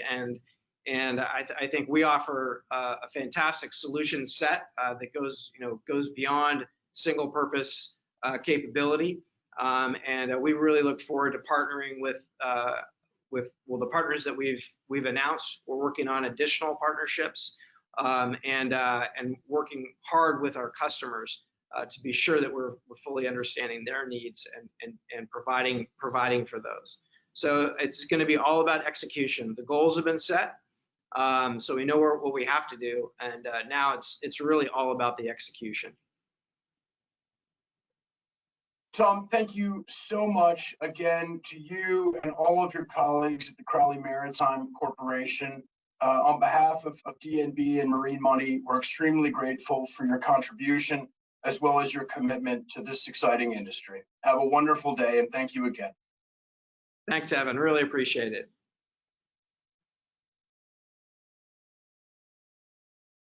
I'd like to reiterate Evan's thanks to Tom for that excellent interview, and thanks to you, Evan, for your preparation and thoughtful approach to that.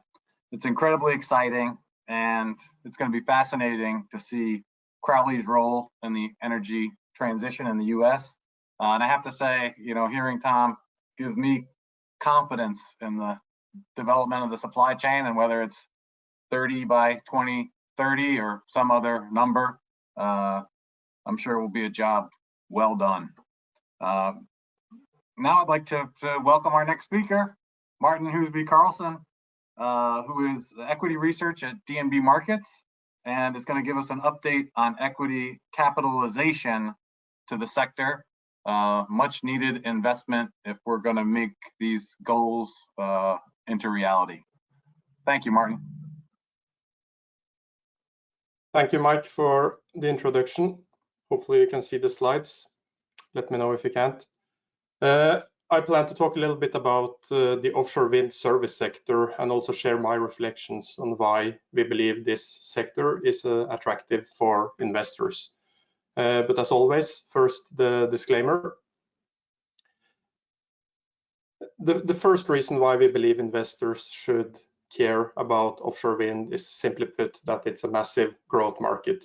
As you can see to the left on this chart, the amount of installed capacity in Europe is expected to be 5 times higher by the end of this decade compared to where we are today. If you look at the offshore wind service companies, the main driver is not necessarily the amount of gigawatts or megawatts to be installed, but the actual number of turbines that are being put in the water. And to put this into perspective, if you look at the first decade of this millennium, around 1,000 turbines were installed in Europe. Last decade, it was around 4,000 turbines installed, and in the current decade, we expect more than 8,000 turbines to be installed. Not only is this a significant growth in the number of turbines to be installed, but these turbines are also meaningfully larger, which create demand for new installation vessels, which we will talk more about soon. The second reason is that offshore wind is about to go global. As we heard in some of the market presentations earlier today, offshore wind has until now mostly been a European market. The growth in Europe is expected to be high going forward, and Europe will be a main growth market in the years to come. But in addition, new regions are joining the development, and we are in particular excited about the development in the US, which we have heard a lot about earlier today, but also certain places in the Asian market, in particular Taiwan and Vietnam. Also, a factor that's important for investors is that it's a generally high focus on ESG in the capital markets these days. And I would say it clearly helps that the offshore wind sector is set to be a key contributor in the energy transition.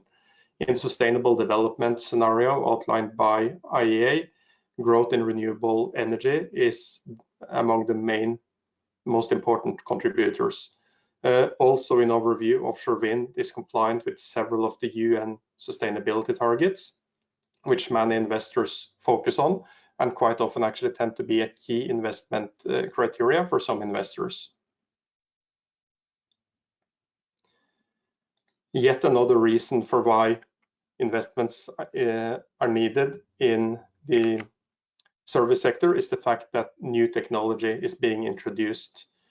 And this is visible in terms of larger turbines being introduced by the turbine manufacturers like Siemens Gamesa, GE, and Vestas.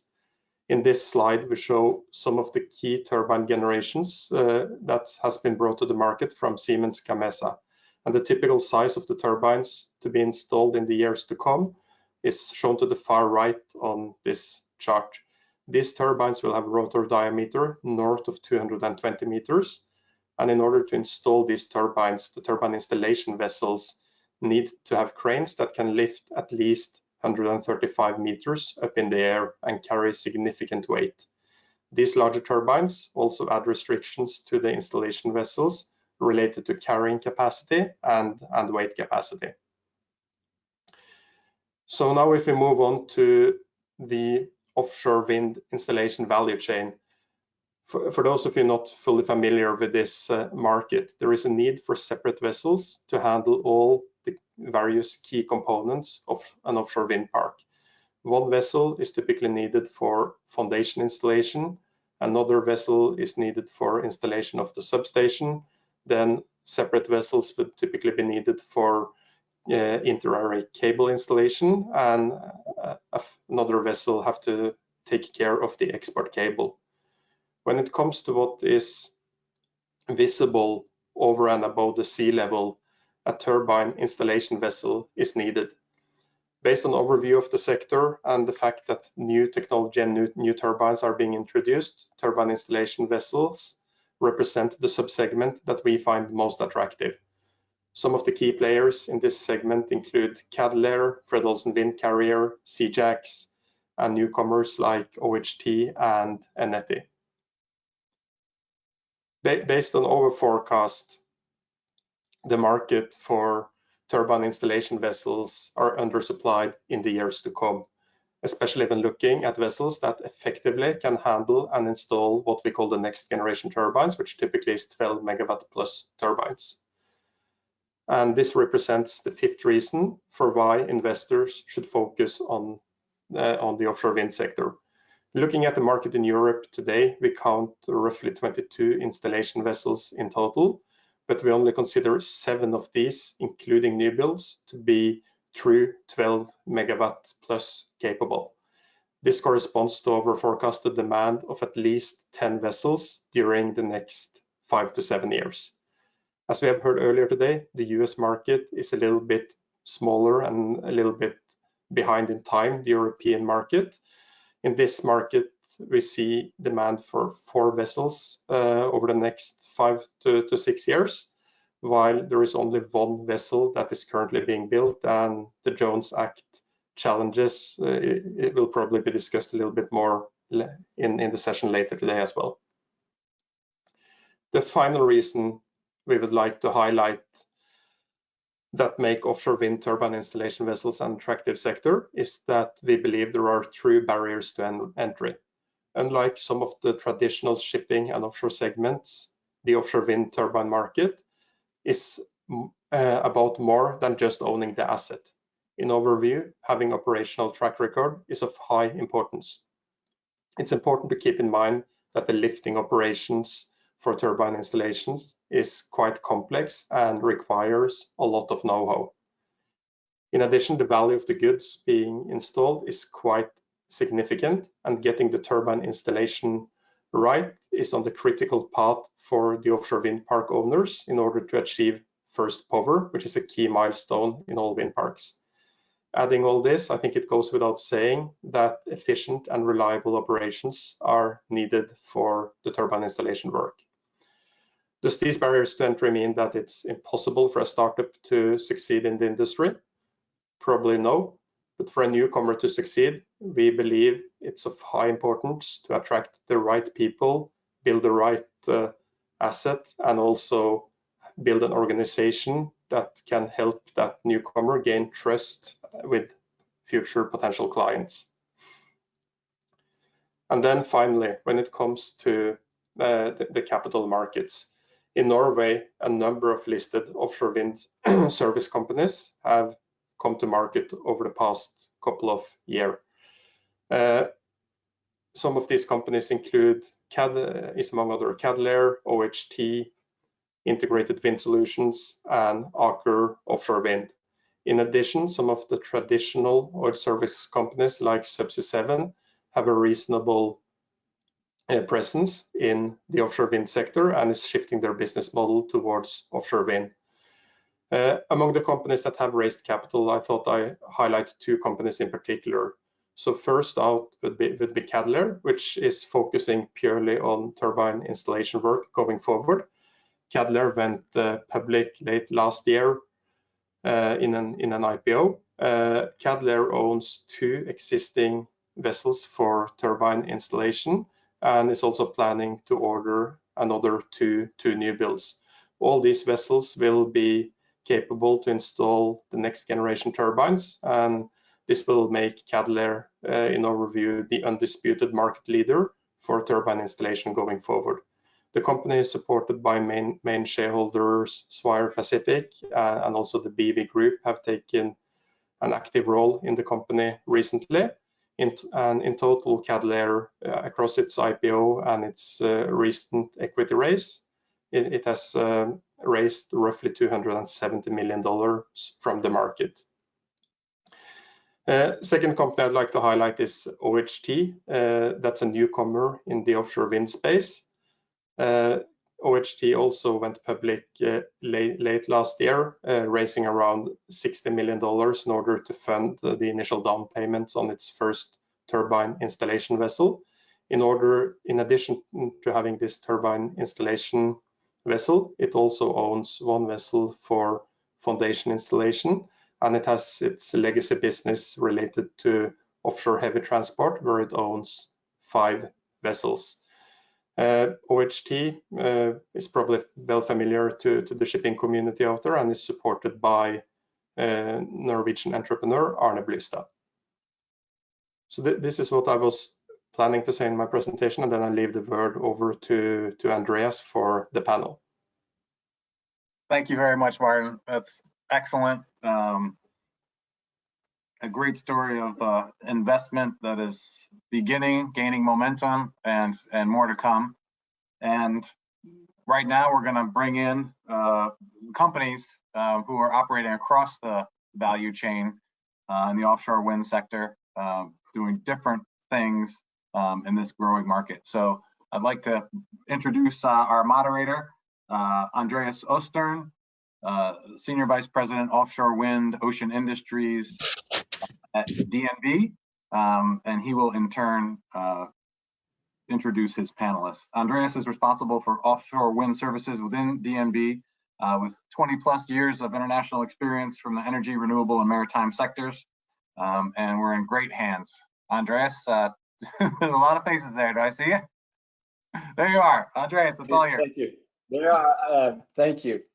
Thank you, Mark. It's been a great day so far, and I'm very pleased to now introduce this panel for the discussion around investment opportunities in the offshore wind value chain. We are extremely pleased to have with us Mikkel Glerup, CEO of Aker. Aker, as Martin mentioned, was established in 2008 and has been both in turbine and foundation installation business since delivery of its vessels in 2012. The company is based in Copenhagen and is listed in Oslo Stock Exchange after the IPO. We are very pleased to also welcome Alexandra Kofod, CEO of Fred. Olsen Windcarrier, which we also called Forwick. Forwick has been one of the true pioneers in the industry since 2008, installing the first Jones Act compliant turbines at the Block Island field in the United States. The company is also, of course, part of the Fred. Olsen Group with more than 170 years of maritime history, owned by Bonheur, which is listed on the Oslo Stock Exchange. And I think, as well, a very timely welcome to David Morant, Managing Director of Eneti. As seen yesterday and during the last week investor calls, Eneti is really transforming from traditional shipping activities and now entering the full force, the turbine installation segment with a large new building and also plans for a Jones Act new building. And another remarkable transition is NOV, a company that we know of that is making huge things for the oil and gas industry and is now making huge things for suppliers in the offshore wind value chain. So please welcome Frode Jensen, SVP Sales and Product Line. And not at least, a very familiar name to many, Quintin Kneen, President and CEO of Tidewater. Tidewater is one of the largest OSV operators, and being a Jones Act operator as well, we're very curious to hear Quintin's views on how he sees opportunities in the offshore wind space in the United States.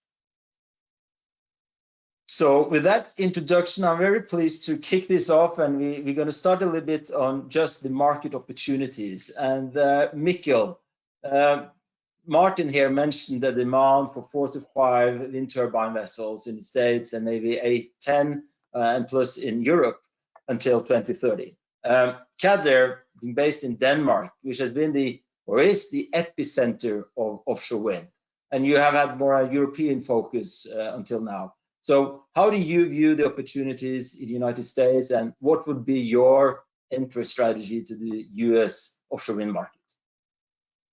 Yeah, thanks, Andreas.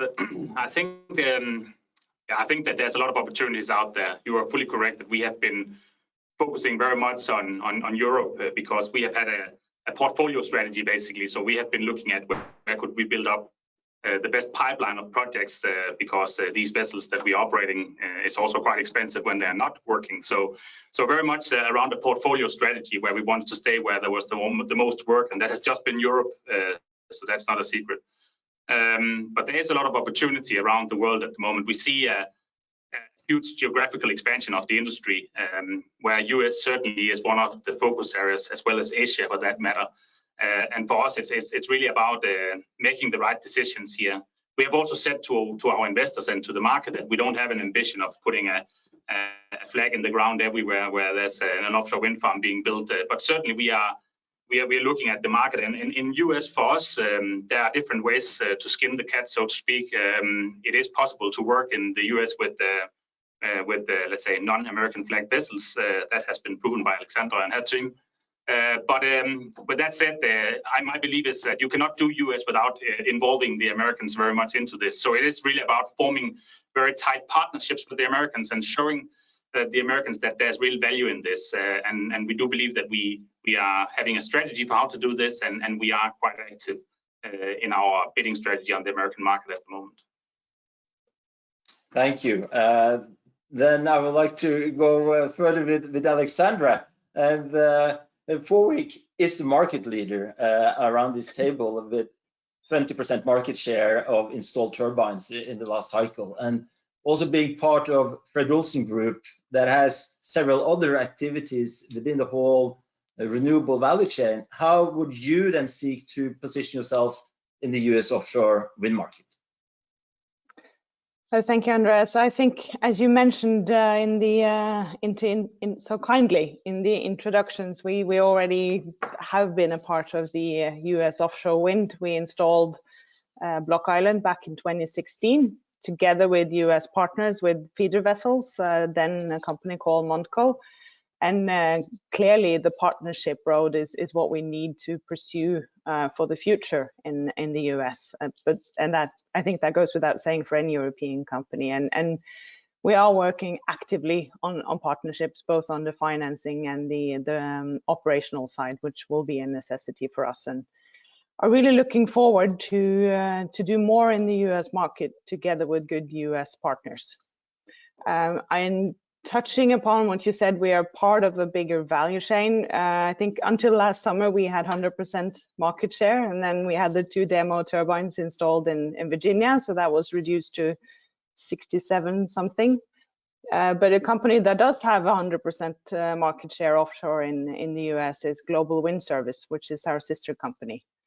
And I think they will be an important piece in our strategy. They operate onshore and offshore and are already building a significant business in the US, employing 300 US Americans, training technicians to install turbines, exactly as we've done in Europe, starting onshore, moving offshore, and getting the skilled US workforce, which is a key element. And Global Wind Service and Fred. Olsen Windcarrier have in the past done complex projects, maybe some of the more complex projects together in Europe. And I definitely see that as something that could happen in the US as well. So I think a little bit of a wider value chain and US partners, that would be some key words for Fred. Olsen Windcarrier in the US. Partnership as well for Fred. Olsen Windcarrier. David, Eneti is a newcomer to the offshore wind industry, but nevertheless with a significant maritime experience and also a significant US footprint. How do you see, what will be the most exciting opportunities in the offshore wind for you? And tell us a little bit more about your reasoning for doing or considering investment in a Jones Act vessel. Yeah, look, Andreas, thank you very much. I think, as you said, we are newcomers. We're learning fast. We're excited about where we've come from, but more excited, or as excited about where we're going to with this transition.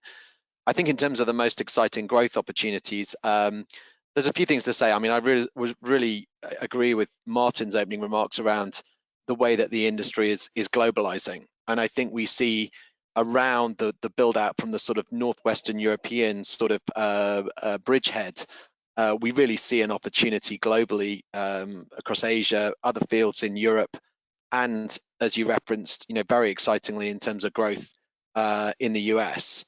And so I think for us, firstly, what a great time to come into this industry. We can learn from 20 to 30 years really of experience in Europe.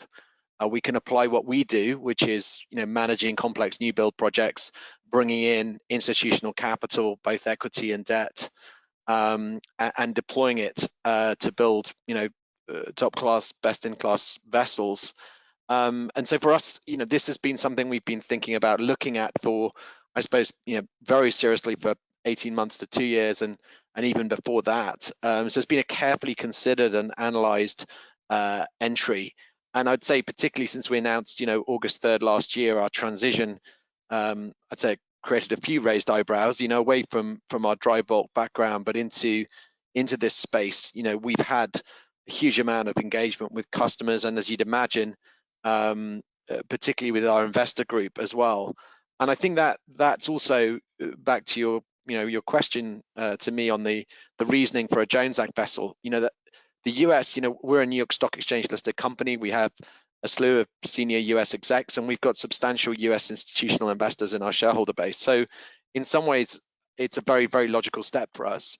We also think it lines up pretty well with, where our customers, our shareholders, and where, a high growth and interesting opportunity for us in terms of durable, visible, and much higher returns from a shareholder perspective as well as playing our part. And we've decided, I think, very clearly, as we announced, just in the last week, that we would be looking, and we're in reasonably late stage discussions around the construction of a Jones Act, wind turbine installation vessel.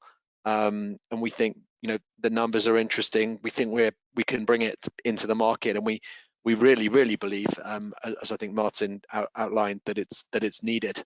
And so it's a great place for us to come into as a new company and have a space that we can grow with. Thank you, David. And I think this is a very good opportunity to then move over to NOV and Frode.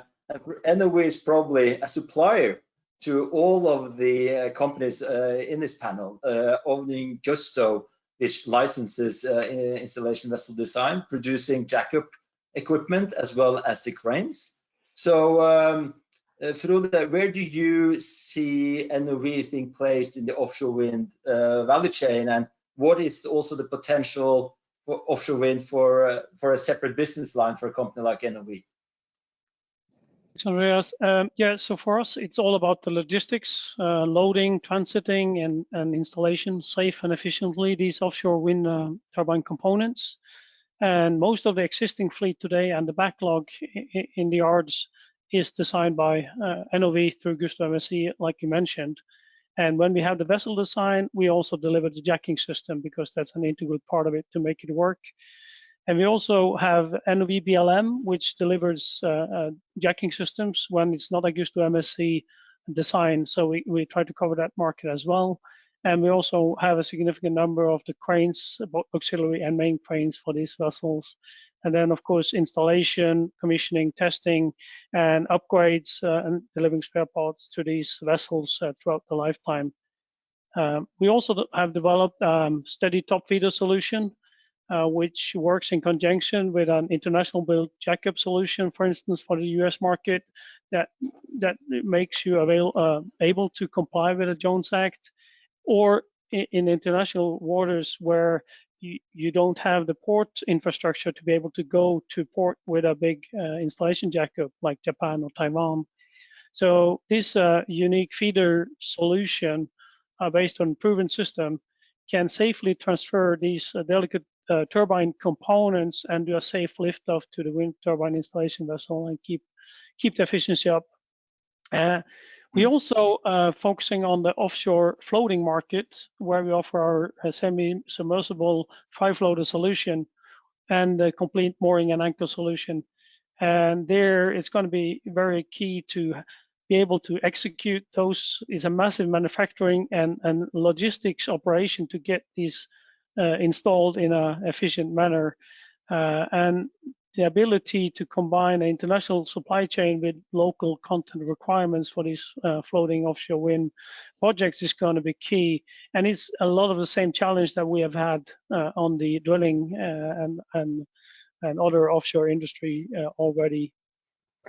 And then the second part of your question, how big or how important is the renewables going to be for NOV, especially the offshore wind?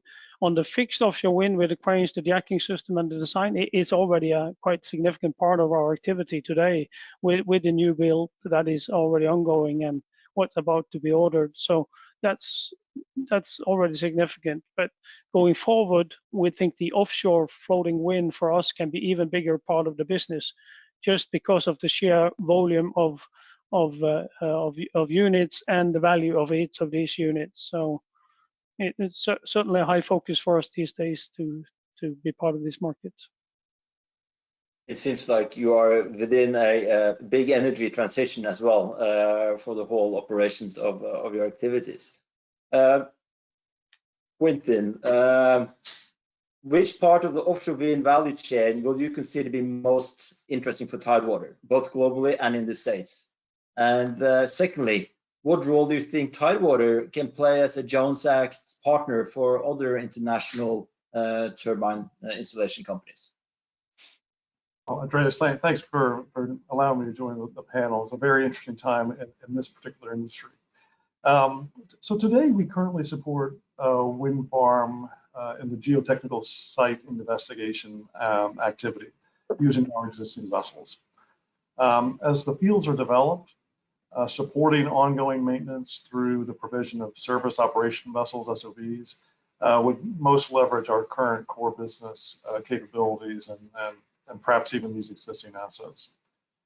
There's a number of ways that we can assist turbine installation operators, from logistics support to providing accommodations and supplies. Right now I don't see Tidewater getting into the turbine installation business. It's a step above in size and capability, engineering capability, and it's really not in our niche market. But we've considered joint ventures that would allow us to leverage the expertise to international owners. Obviously, we've got Jones Act status that helps us address the Jones Act market. And of course, we look to partner with people internationally throughout the wind farm areas, whether it's areas that are emerging in Southeast Asia or in one of our home bases, which is in the North Sea. Obviously, the offshore wind operators have had a number of years of experience with the foreign and European owners, and I think tying up with these types of relationships could be valuable to us. So partnering with a foreign owner that has a strong relationship with an operator globally and investing in new fields, especially here in the U.S., could be a real benefit to Tidewater. Thank you. Let's move on a little bit more to the investments considerations. Alexandra, starting off this time with you. This industry needs to kind of adapt to that levelized cost of energy needs to fall in order to make offshore wind competitive towards other energy sources without subsidies. So how do you make money for your shareholders in an industry where costs have to fall? You don't make it sound very attractive, do you, Andreas? Challenging, at least. Yes. No, I think firstly we need to look at why have the levelized cost of energy dropped, and also you're saying it needs to drop further, and I think I'd partly disagree with you there, because in core markets, looking sort of at around the North Sea basin, where you have an established supply chain and infrastructure which is well developed, offshore wind is competitive with other energy sources, and we have seen several zero subsidy bids, and we have also seen examples of wind farms being built partly with contract for difference, partly with on merchant risk. So I think looking at sort of the core market in sort of the North Sea basin, offshore wind is actually competitive. And of course, the challenge is then getting the same cost level as this market goes globally to the US and APEC and so on. I think then the next question is, why has the cost of energy dropped? I think the obvious and most talked about part is the turbine sizes. And the turbine sizes have brought two things. One is the larger turbines have a higher capacity factor, meaning it produces more power more of the time, so it's closer to its nameplate power. And secondly, it reduces balance of plant costs. So how many cables, how many foundations and so on you need to put in, and then accordingly a lot less vessel days. So even though the cost is going down on turbine installation, that's mainly because the vessels are carrying more megawatt, not necessarily having less days. So again, I think the industry, at least in Europe, is where we need to be. I think another element in terms of where the costs have been reduced, which is less talked about, is the industrialization and consolidation you've seen in, say, over the last 10 years in Europe. There have been some victims on the path. I think quite clearly on the turbine supply side, it's really just three big left. Winding back 10 years, there were more. But we've seen that a little bit across the full supply chain, and that projects are very much industrialized. There have been some very expensive lessons learned over the last decade in Europe. And I hope and think the wise thing is to bring that experience as the industry goes global, so that players like ourselves, of course, I'm selling our organization and experience, but I really think it's a significant element And for instance, FOIC installed a project for Ørsted and actually made it to the quarterly report because we were finished sooner than expected. So, and I think that's an example to what the cost is if you do choose an inexperienced and don't get the execution, which Thomas Crowley so eloquently put earlier in this session. And I think so there's an argument to be made for the experienced players and actually having proper project execution. And second element I think is worth mentioning is fleet size. We have seen examples of that lately. We have 3 vessels, which currently is top notch, and we have plans to upgrade them, already started upgrading that fleet, and then also aiming to expand the fleet. And we do see that gives us some opportunities. Together with the very experienced team we have, then we are able to sort of shift around and give the clients sort of solving problems last minute and really utilizing the fleet, so higher utilization. It seems that the business and the segment has really matured and become more industrialized, as you said. It seems also to be a more safe area for investors to also invest with your story, but many have been in the supply industry to the oil and gas sector. How would you say it is different from investing into this sector for renewables, being a supplier to this sector compared to oil and gas? If you can learn something from that downturn, that you're not going to have the same mistakes in this sector. I don't think I have all the answers to that, but what I think you can say, it's the mechanisms is a little different for renewables and oil and gas. I think in oil and gas it's been quite sort of big peaks and equally deep troughs, and that's linked to the oil price, and it's been very, very cyclic. When you're looking at the renewable markets, typically these projects are built with some sort of a power purchase agreement, which is fairly long term. So it's secured for relatively long term. They can't necessarily, get much higher revenue, but they typically also have a bottom, which contract for difference really is.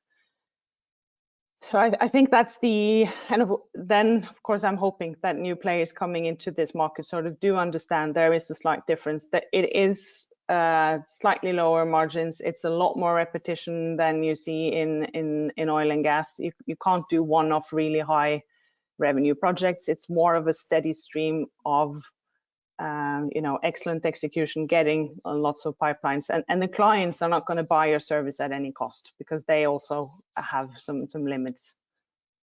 So I think it's an industry, it can at the face of it look very similar to oil and gas, but there are some significant differences as well. Thank you. That was very insightful comments. And Mikkel, returning to you,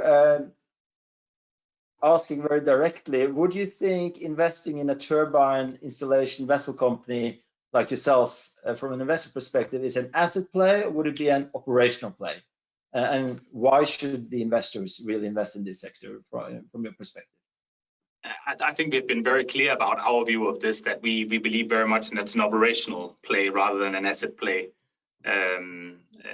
There's significant differences between what we do and what the newcomers are doing, and I think that one doesn't have to be in the industry for a long time to see that there are significant differences. We have released our design, David and his team has released their design, OHT has released their design, and you can say what we have said is that we have invested a decade of experience into our design, and now time will tell obviously how this pans out. But also, as Alexandra just said, when somebody who owns a 8 to 10 billion pound offshore wind farm is going to select somebody to install it, they're putting all their eggs in one basket, because if we fail, they fail. And I certainly hear from our clients and from our partners that this still holds very, very high value for them. The fact that they know that they are getting what they are basically purchasing, and this is really, really important. And I think that it is really about that. So I agree with Martin's comment also in the earlier presentation. And I think we will continue to see that it is not easy, but it can be done to add steel to the industry. But the operational difficulties afterwards and the challenges, penetrating the seabed 30 meters, pile runs, whatever, there are so many different challenges in this industry that I would say it has taken us, the incumbents, a lot of time to learn this. There's a reason that we have our operational day rates as we have today, and what it costs for us to drive the vessels today. And I think that there's somebody who's in for a steep learning curve. I think maybe David, you as a new player in the market will need to also answer some of these questions. But before that, I think we are also seeing this exponential growth curve that really should absorb new entrants as well. And I would assume that some of the developers and suppliers will also ensure that there are enough capacity for their turbines, or in order for them to develop the fields. But tell us a little bit, you mentioned it, but going to go a little bit more into detail about the investment thesis that you have to the sector and what should be, say, Eneti's competitive edge compared to the more established players that might have the larger organization and track record. Yeah, well, thank you. Look, I think that you said it very well. I mean, I think that the growth of the industry, really does allow the opportunity. And again, I think all of these industries, the offshore oil industry, which you referred to earlier, have always benefited from, different perspectives. They're continually evolving and continually growing. And, we've brought our perspective. I certainly, I wouldn't be at all presumptive that we've got everything right, but I think we've, as we've got a learning curve that's pretty steep. But I think we're pretty excited about the progress we're making and how things are evolving. And I think what's interesting within the context of this industry is that not only are the turbines evolving, we're all looking at the new turbine designs and the new engineering problems that come across with those. The fields are evolving. This is becoming more and more of a mid-water business away from an inshore business. And the customers are evolving. There are customers coming into this space that just simply weren't present as recently as 12 months ago. Specifically, the major oil companies, the major, as they want to be described, energy companies, I think more broadly. And that's exciting because you're seeing these players come in with substantial engineering backgrounds and departments themselves that they're looking to transition into offshore wind. So I suppose for us, look, I suppose we've approached this in the way that you would expect us to. It doesn't.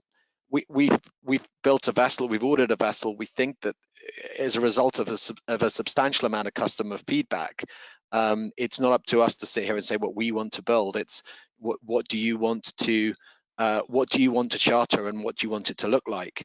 I think that it's very clear that building an operational structure around that, and you referenced earlier the US, the Jones Act. That's something that we are very excited about doing, about playing our role in creating American jobs and growing this industry along the northeastern seaboard over the next 3 to 5 years, and something we're already reasonably well advanced with.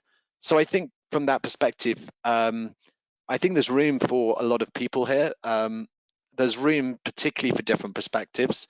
And I would also say for us, with our investor base, that we're very excited about being a pure play renewables company on the New York Stock Exchange. We think it gives us, particularly in terms of speed of execution and funding, some and access to capital, some interesting opportunities over the next few years.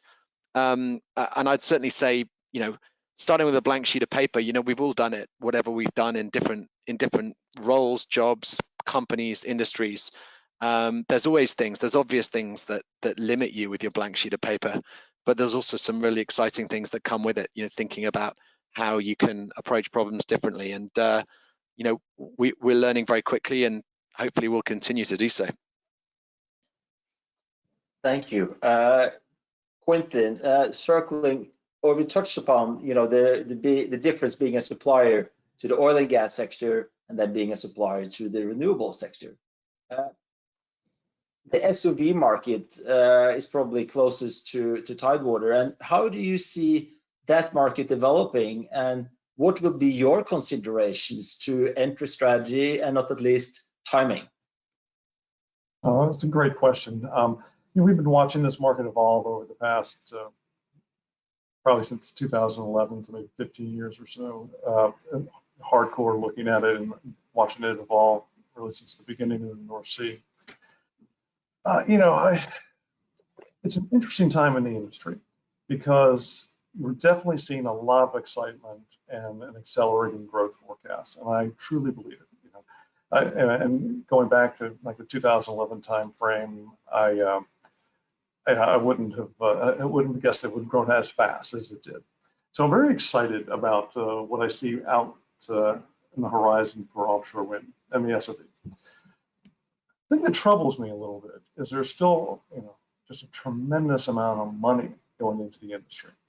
And so there's this situation where you've got a developing industry, and the demands are emerging, the understanding is emerging, and all of that is going to work itself out. But what I see today, especially on the SOV tenders, is a lot of people bidding on each tender, a lot of money available for each tender. And as a result, I see boats that are getting over-engineered. I see a lot of design capabilities they're putting into these beautiful ships that aren't necessary. And so I am worried that there's going to be a reckoning as we get into the next 5 to 6 years, and this industry tries to find its footing from a true economic perspective. And so, I'm definitely cautious at this point and looking for the right entry point. At the end of the day, as much as I love the renewable side, my favorite kind of green is profit, and I'm trying to find a way to make money in this industry in a constructive way. We're taking a bit of a wait and see approach on the SOVs, although we're very excited about it and we're looking for opportunities throughout the world in order to get into it. So we'll always be focused on trying to make money in the offshore energy space, whether it's the legacy hydrocarbon space or on the renewable side. And I'm very, very excited about the growth. But right now I see a little too much money going into the space and not enough return. So a lot of money going in, not a lot of money coming out. And I guess being in Houston and somewhat accustomed to the shale gas experience over the past 5 to 8 years, I see a dynamic that I just want to make sure I can step into appropriately. So very excited about it, but taking a cautious look at the current time. Cautiously investor strategy.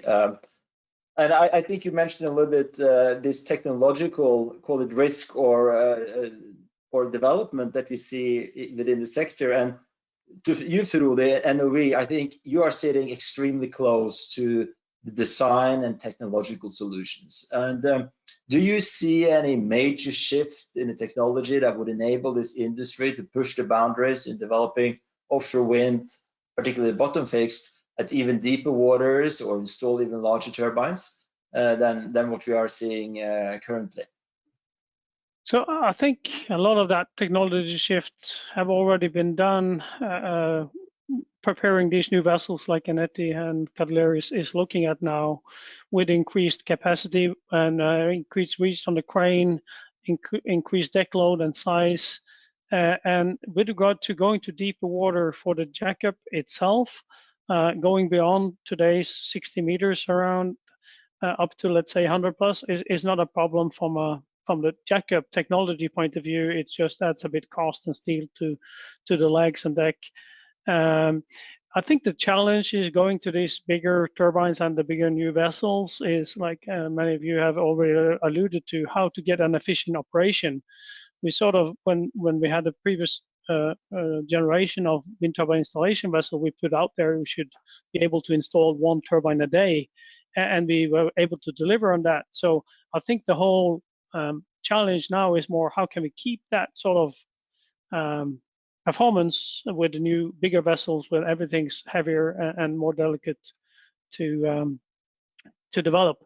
And then we did come up with our telescopic crane on the main crane to make it more flexible and easier to go from a foundation installation to a turbine installation.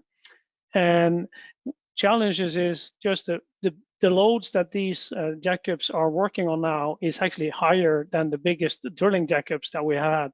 So just getting it right with the fatigue and performance on the jacks, but I think we are there.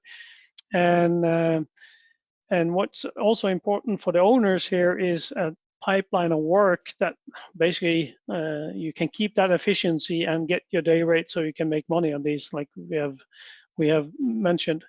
One technology area I already mentioned is this steady top feeder solution. So basically you can increase your weather window when you have these feeder solutions, because today with the barge solution, it's quite limited weather window. So to be able to increase that weather window increases your whole efficiency, and that's going to be important. Another area, since the whole reason we are having this surge in renewable interest is to reduce emissions and have a sustainable world going forward, is also to take that into consideration, the emissions for doing this installation. So look at the whole energy consumption for the vessels, especially when you have a jackup, you get it in place, maybe you already have a hybrid powertrain on board. That's much more energy efficient and less emissions than if you have a DP big crane vessel to do those installations. So having that in mind, being able to regenerate energy when you do lifts and stuff, I think that's going to be more and more important, because the ice is going to be on us in this industry to have a sustainable operation, not only get the wind turbines in there, but in a sort of environmentally friendly way. Thank you. I think you touched upon a lot of interesting points on the technology. I see it positively that it's matured in a way, but it's also room for more innovation and investment going forward. I think we need to soon start to round this very interesting panel off, but maybe we can have some very quick answers and questions on the capital side. And maybe first to David. You mentioned also in the calls that there are limited contracts backlog or contract duration in this business. So how are you going to fund your investment ambitions if there's a limited visible cash flow from long-term contracts?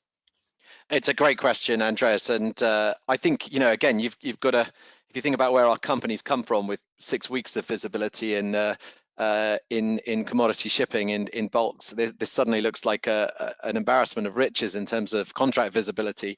I was interested by what Quintin said, because actually he's entirely right, and I think what you're seeing is a barbell here of long-term contracts where you're seeing extraordinary competition in terms of capital from private equity and people looking for some degree of long duration yield with an asset backing. And in fact, if you look at the wind turbine installation vessel sector, you see, as I think Martin pointed out in his opening remarks, an ongoing lack of investment in the maritime supply chain in those particular vessels. Adding to that, particularly within that space, there's a lack of spillover from the existing overbuild and the remaining overbuild in offshore oil and gas. So again, as Frode was mentioning, these specialized vessels look nothing like the vessels that you could transfer or change or upgrade coming out of oil and gas, which are things you might see in other segments of the value chain.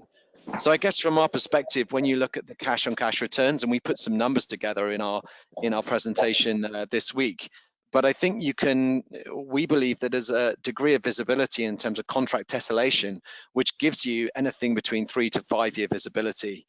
Against that as well, I noticed you asked earlier on about oil and gas. You're looking at a top-down picture, which is incredibly benign. So again, we're looking at contracts and FIDs, which are going out to the end of the decade.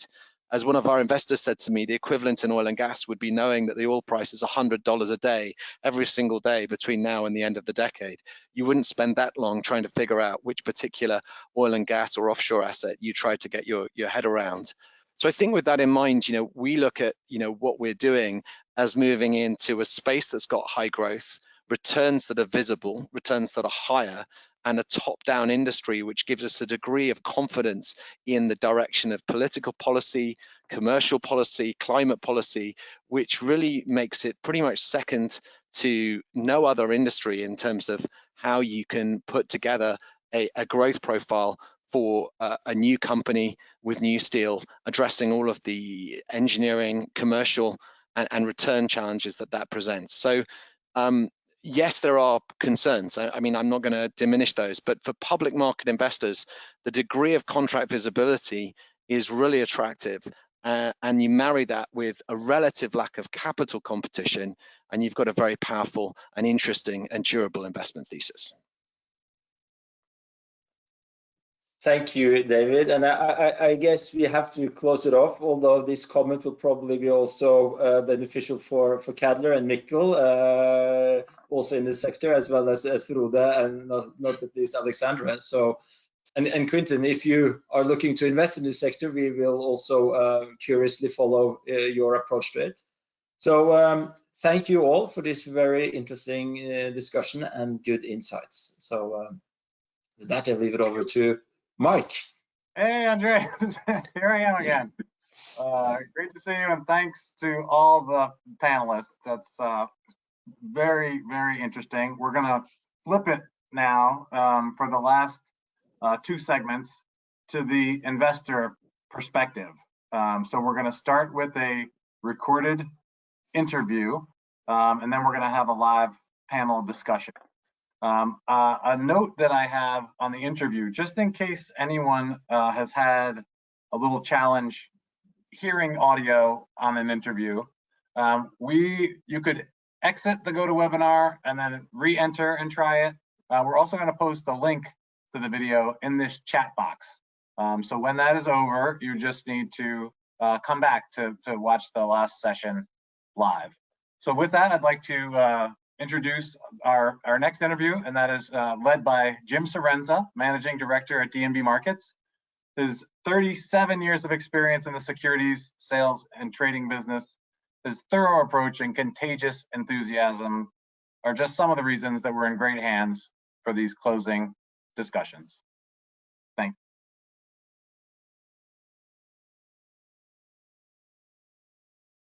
you. Good afternoon, and it is my pleasure to interview Phil Pacey, who has had a long career in transportation as an advisor, as a board member, as a CFO, and starting in 2016 as a partner of AMP's asset management group.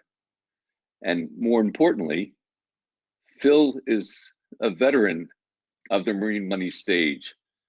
So with that, Phil, can you tell us a little bit about AMP and the infrastructure team there? Thanks, Jim. Yes, with pleasure. AMP Capital are one of the top 10, I think, infrastructure funds globally. We invest in four main themes: in transportation, in energy, in healthcare, and in communications assets. We're very, very strict about the assets that we invest in. They have to meet certain infrastructure criteria. That tends to be long assets with long contracts. They tend to have some form of market protection. And obviously, we're looking for returns for investors that are appropriate to those risks. So we're one of the leading infrastructure funds globally. Now, so you arrived in 2016, very similar to the time that AMP invested in SFAT. Yes. And I guess if I do this over and over again, I'll eventually pronounce that correctly. Tell us about that journey. Yes. SFAT is it came out of Maersk Group. It was sideways off from the original Maersk Group, and it originally was a company that concentrated on safety and support at sea, on vessels supporting oil and gas installations and drilling. But since our time with SFAT, we've migrated the company successfully into offshore wind, such that we're the global leader in providing the offshore wind vessels that support the maintenance phase of offshore wind farms. That journey has been very interesting for me. I'm employed as the asset manager, so I'm there to look after our investments in companies once they've been acquired. I look to work very closely with the management teams and with the board members to try and transform the companies and to create value. That's my expertise.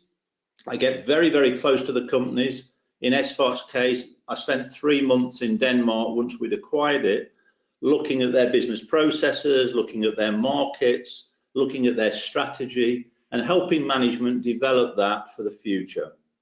And so we're very, very pleased with this asset. As I say, it's migrated into the market leader in a particular niche in offshore wind. We're very proud of that.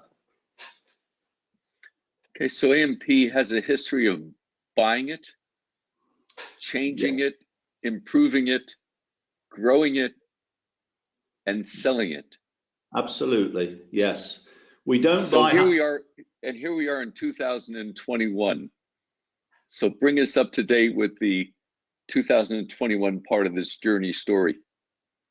Well, 2021 looks very rosy for SFAT, and of course that's because we transitioned the company into supporting offshore wind, and offshore wind is going to be a huge growth industry. It's not only got to be a huge growth industry in Europe and in the North Sea, with countries around that basin, the UK, France, Belgium, Germany, the Netherlands, Norway, Denmark, Poland, all investing and making commitments to grow offshore wind.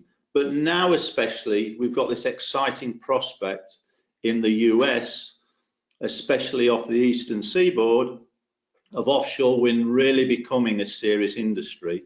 And of course, that's very exciting for us in SFAT. So tell us a little bit about the joint venture with Crowley now. Well, that has been announced, and I think there are various reasons why a joint venture is attractive. First and foremost, I think Crowley are a very, very exciting partner. We're absolutely thrilled to be partnering with them. They're a very substantial player in the US market. They obviously have very good connections to the construction yards for vessels in the US, and they've got tremendous operating experience. But more importantly, as you know, when two companies come together, they have similar values about how things should be at sea, what level of safety is required, and how things generally are approached. And we're very, very happy with the marriage of the values. On top of that, this is going to be a huge growth industry, and this is going to require a lot of capital. And we obviously needed a partner who had the appetite to build a company of scale and to deploy much more capital in this sector. And Crowley certainly, as I know already, have a tremendous appetite for deploying capital into this sector. And then, of course, thirdly, there's the Jones Act, which requires that the companies are indeed controlled by parties that are US citizen owned. And therefore, of course, this is a marriage of convenience for SFAR in that they were required to find a US partner. Take us through the Jones Act hurdle in a little bit more detail. Well, I think, you know, I'm not a total expert on the Jones Act, and I'm sure many of those attending today are, but there are some key principles, I think.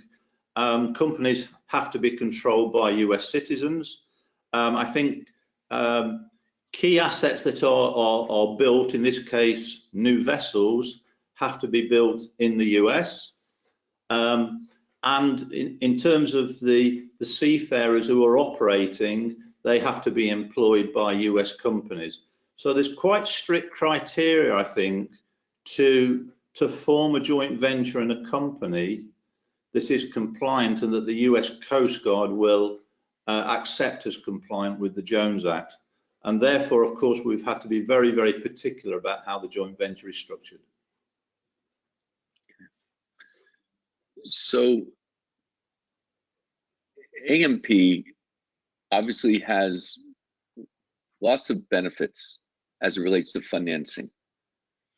Not everyone in the offshore wind space is in the same luxurious position.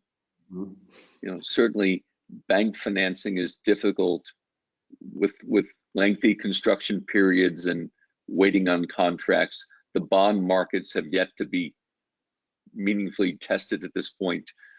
Take us through the financing perspective, and obviously this is an advantage for MP, but take us through the sort of the risk reward around the financing. I think SFOT has a number of advantages in this sector. Starting with the day-to-day operations, it does generate positive cash flows. It is already a company of substance, and therefore it has a track record that investors can look at, and it has forward projections that I think investors can get comfortable with. So this is a company that's already grown to a certain size, and is something that investors can actually undertake proper due diligence on with a degree of confidence. I think that's sort of point one. Then point two, these are long contracts. These contracts for the offshore vessels tend to be 5, 10, 15 years.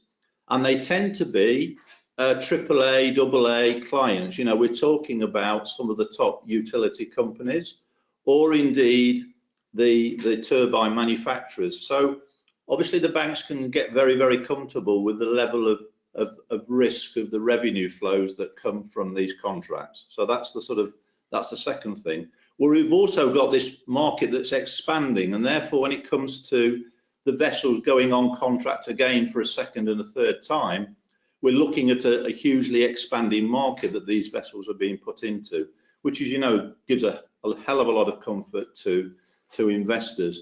And then on top of that, as another layer, we've got AMP Capital and 3i Infrastructure as the joint owners of SFOT, who have their size and substance and scope and their reputations in the debt markets, especially because we have a portfolio of assets across many of the major infrastructure debt providers, and clearly we have our reputations at stake in terms of these companies being well managed and the debt and the interest being protected. So I think it's a multi-layered level of comfort, Jim, which not all of our competitors are able to offer. Okay. So AMP, historically, your marriages last 3 to 5 years. Yeah. Professionally. Yeah. And we're now 5 years into this. Yeah. But you're still very bullish. We're still there. We're still very bullish, but we do have an investment period. That's the nature of our business model. And obviously in time, we will look to sell our shares in the business. And obviously we'll be looking for a buyer who's excited by the prospect of offshore wind, excited by the prospect of deploying a lot more capital into this industry. Because actually offshore wind and the renewables is not a straightforward sector to get into and put capital into with infrastructure type assets. A lot of the assets in the sector are much higher risk, higher reward. So this is a little bit of a niche within the sector as a whole, and clearly there's capital looking for that opportunity. And obviously we'll be looking in due course to find someone with that capital who would like to invest in a top company, which is SFOT.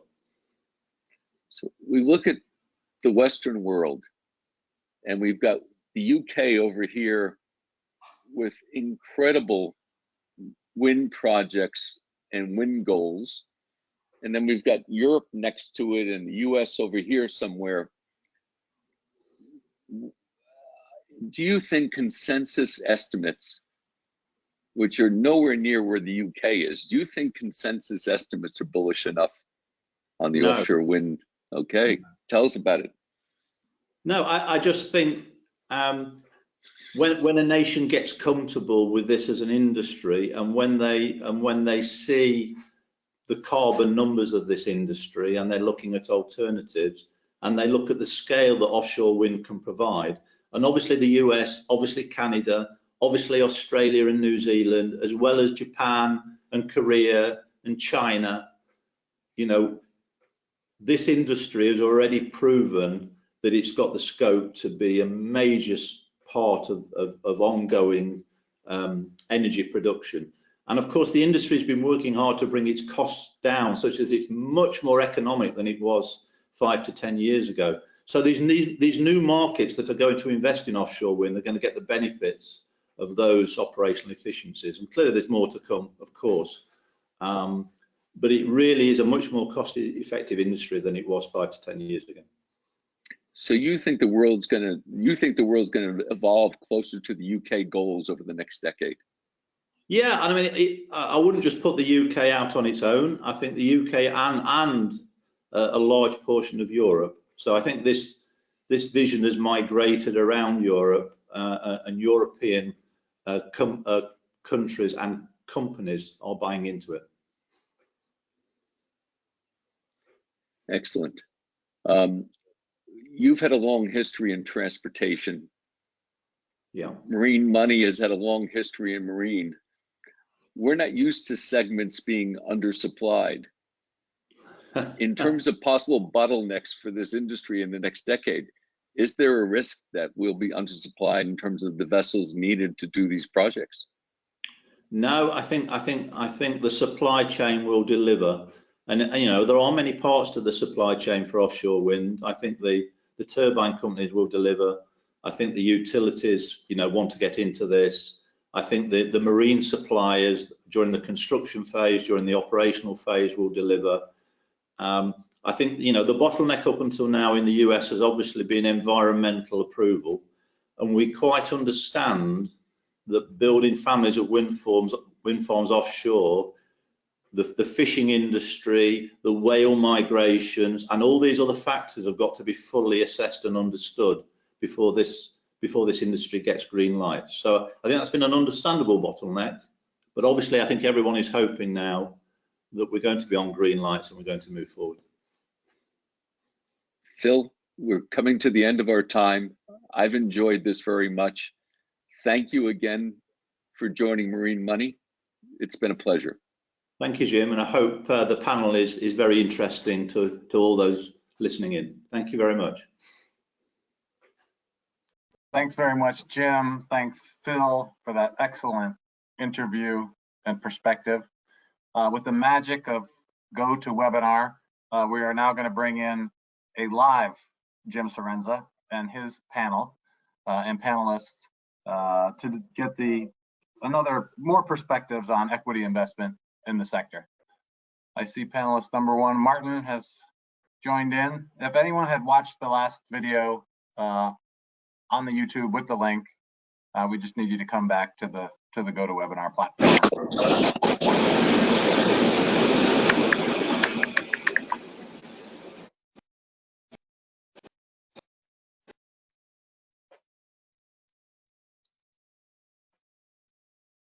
Why can't they see? So, Jim. Well, here we go. Share my webcam. Over to you, Jim. There we go. And we're just missing Paul, correct? We will grab him. He was here a minute ago. Okay. You can start and we'll bring him in. Excellent. Excellent. Well, we always learn something from these segments, and what I learned from the last segment is I'm overdue for a haircut, so I'll get to that as soon as I can. In the meantime, it is my pleasure to introduce the investor panel. Martin Carlson has been responsible for offshore research at D&B for the past 15 years. I've had the pleasure of working with him for the past 10. He's the finest analyst I've ever worked with. Paul Hilton from Trillium, and Trillium was a dedicated ESG investment fund in Boston going back to 1982, one of the oldest ESG funds that I can find. And Paul has been with them for the last decade and actually knows quite a bit about wind and clean tech. So in his first appearance on Marine Money, we're pleased to have Paul representing Trillium. And George Macheras, a partner of Watson Farley Williams, has advised on all aspects of ship financing and again is no stranger to Marine Money. And David Marcus, who I've known since the 1990s, not to make either one of us look too dated, but originally from Mutual Series, founded Evermore, has the unique distinction as a long-only investor to actually make money in shipping and offshore. So he's in He's in a very unique class, which is why he actually comes back again and again for these Marine Money sessions. I'd like to start with Paul, as this is the first participation for you and for Trillium. Can you tell us a little bit about Trillium and your approach? Absolutely. Thanks, Jim. It's a pleasure to be with you all. So Trillium has been a leader for over 40 years in the space of ESG investing. Our founder, Joe Bavaria, early on had the idea to create a standalone firm that combines performance and impact. And as we look at the landscape, we're trying to identify those companies moving in the right direction to solve sustainability challenges. In fact, I serve as lead PM on a product called Sustainable Opportunities, which is a thematic strategy. And one of the core themes is climate change. Well, the challenge for us as investors is to try to figure out which companies not only are already doing the right thing, but which companies are in the process of transitioning to business models that we think will take advantage of new trends and higher sales. Certainly for us, offshore is a very interesting way to play because many of the companies that are there are not ones that ESG investors have historically invested in, but I think it creates a really interesting opportunity for us now to figure out where that pivot is and to get in early. David, your operation at Evermore is not like everyone else. And tell us about your investment approach. Sure. So we are global special situations investors. We're not maritime focused. We can go anywhere in the cap structure, any sector, anywhere in the world. But we have over 70% of our investments in Europe today. We really go where we see opportunity. And we really only started looking at maritime related probably about 6 years ago. We really look for situations where things are going through stress, strain, crisis, disaster. And of course, maritime and other commodity type businesses do that from time to time. And so late 15, early 16, when the sector was going through that, that was when we got started. That was when we realized we have to take advantage of what we do and what we try to do that gives us what we think is our edge is that we're not just focused on the numbers. You know, everybody says it's commodity businesses, you just need to focus on the numbers. It's only true in good times. When you get to tough times, it's all about the people and the decisions they make. So we always say we're investing in jockeys, not just horses. You need the right assets, you need the right people running those assets. The business, the assets can't run themselves, they can't make decisions. And so we spend so much of our due diligence time getting to know who the people are that run the businesses. And so while we have businesses in esports and gaming and other industries, just as important there who the people are, the same in maritime and related. And so since we started in the sector, we've been in containers, dry bulk, tankers, both crude and product. Now we're in offshore wind vessels. And as I say, you know, it comes down to understanding who we are betting on. We tell our investors that actually the CEOs and main shareholders of the companies that we get to know are like money managers. If they do their job well with the assets they have, we should do well for our clients. And so we really think in those terms. And these businesses really are driven by what I'll call characters. There are some interesting people in the industry. And so you need to understand their motivation, what gets them going, what is it all about the buck or the euro or whatever, and really understanding it. When we can put it all together, that's how we focus. But it's about doing an enormous amount of due diligence and homework and taking our time to get to know it and not rushing through it.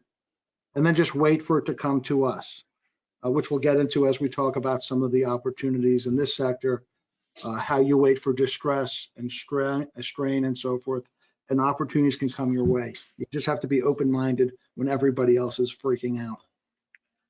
Thank you, David.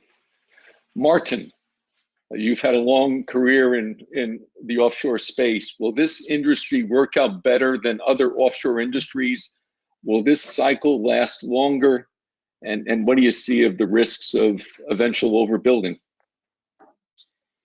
Yeah, we certainly hope that this sector will work out a little bit better than what we have seen in the recent time in offshore services, at least, and shipping. But on that note, I think it's important to remind people that offshore services and especially drilling rigs made people quite a lot of money in the 10-year period from 2004 to 2014. It was tremendous returns for people. And unfortunately, it ended quite badly.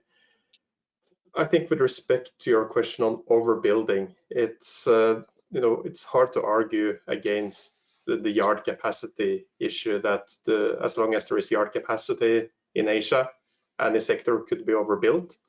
So I would say that it's mostly access to capital and how much capital that will flow into this sector that will determine when or if this sector will be overbuilt at all.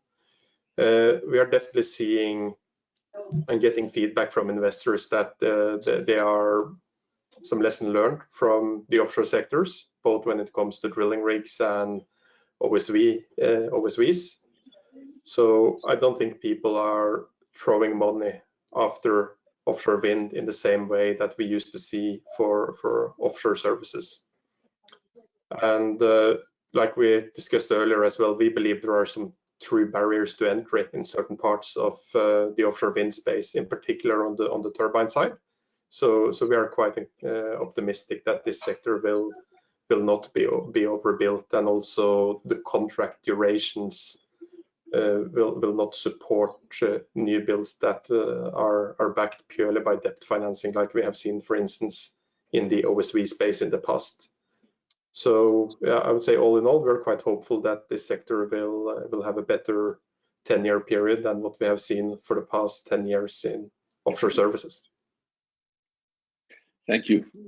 George, you've had a long career of advising on every aspect of financing for things that float.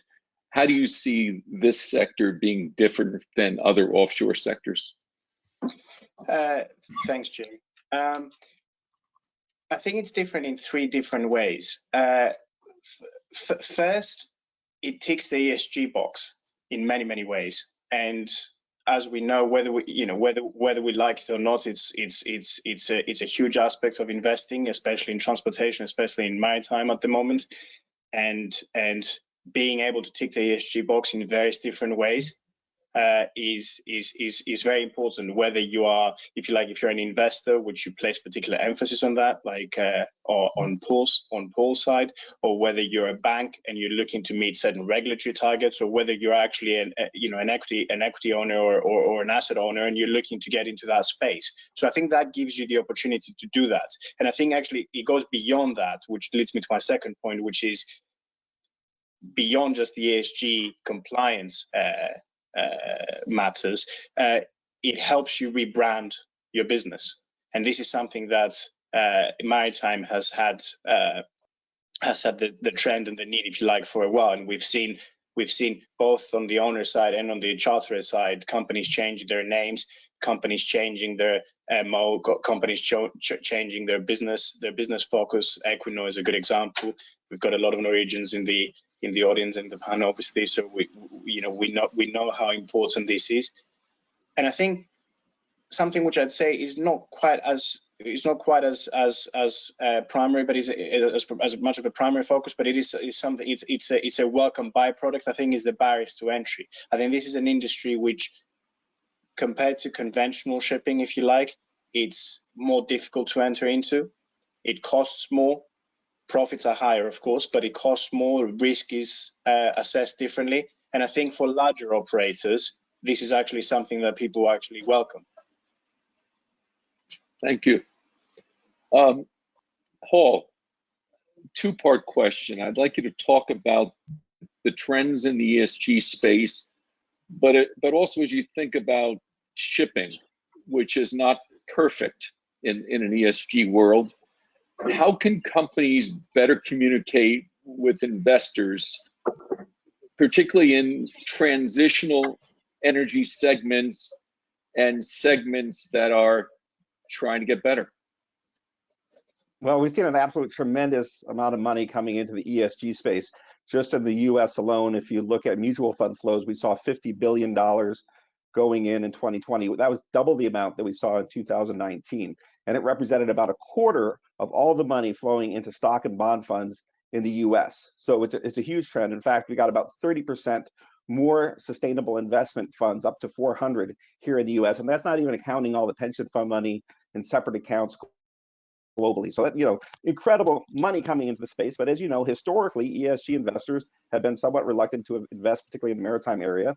We think this is a great opportunity for those of us that can get in early. We think it's important for companies to tell the message how they're creating impact through the services that they're providing, really creating solutions to a whole value chain around offshore wind, which is going to be one of the critical ways to address climate change.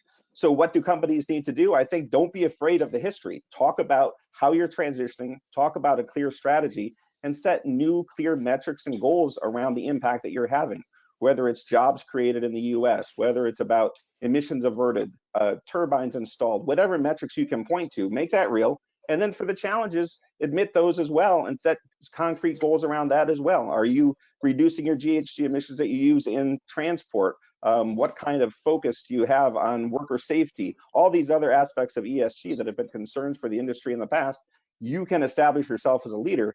And I'll tell you, the ESG investors today are less about taking out from a portfolio, more about investing in companies moving in the right direction. And often that's an industry relative approach now. So don't be afraid that we're not going to invest. Communicate clearly, set goals, and you will benefit from the new wave of ESG money coming into the space. Very good. David, you've looked at everything in the space. You've danced with all of them. And you're currently you're a holder of Cavalier and Eneti. Tell us about the approach that brought you to those particular investments. Sure. Look, interestingly with Eneti, that was the impetus for us to start looking at this whole area. When Scorpio Bulkers announced that they were going to sell all their ships and make this transition, yeah, I think generally speaking, investors started scratching their heads, wondering what was going on and thinking, what the hell are these guys doing? And so a lot of people just ran away. That's what they do. We're in the era of button pressers. You don't like something, you hit a button, you're out. That's not the way we do it. We say, okay, they're doing something. We've gotten to know them over the last few years, and they wouldn't just do something and just wing it and see what happens. And so our view was, let's try to understand what these guys are thinking about and why are they making this radical transformation. It's like pulling a glove inside out. It's a complete transformation. And so we spent the time to get to understand it and get to know it. And our view was, ultimately, you're going to be able to, you're buying something at less than net cash. So on the number side, you're getting something at a discount to net. We were already shareholders from the dry bulk days, but you're getting something at less than net cash once they sell the ships that will evolve into having an operating business with new types of ships in the space that is sort of more of the tomorrow space. And this is a whole theme for us where we can see companies coming from sort of the yesterday story of carbon sort of creators to being part of the next generation, which is more ESG focused. But as Paul touched on earlier, is it impactful? Can you make an impact and make money? The reality is when ESG really started, people were just checking a box for ESG.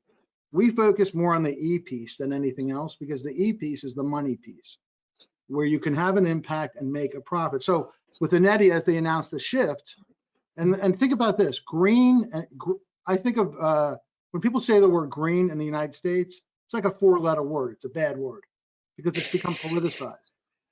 It's not that way in Europe. It's not that way in other countries. We see there's such a more thoughtful approach.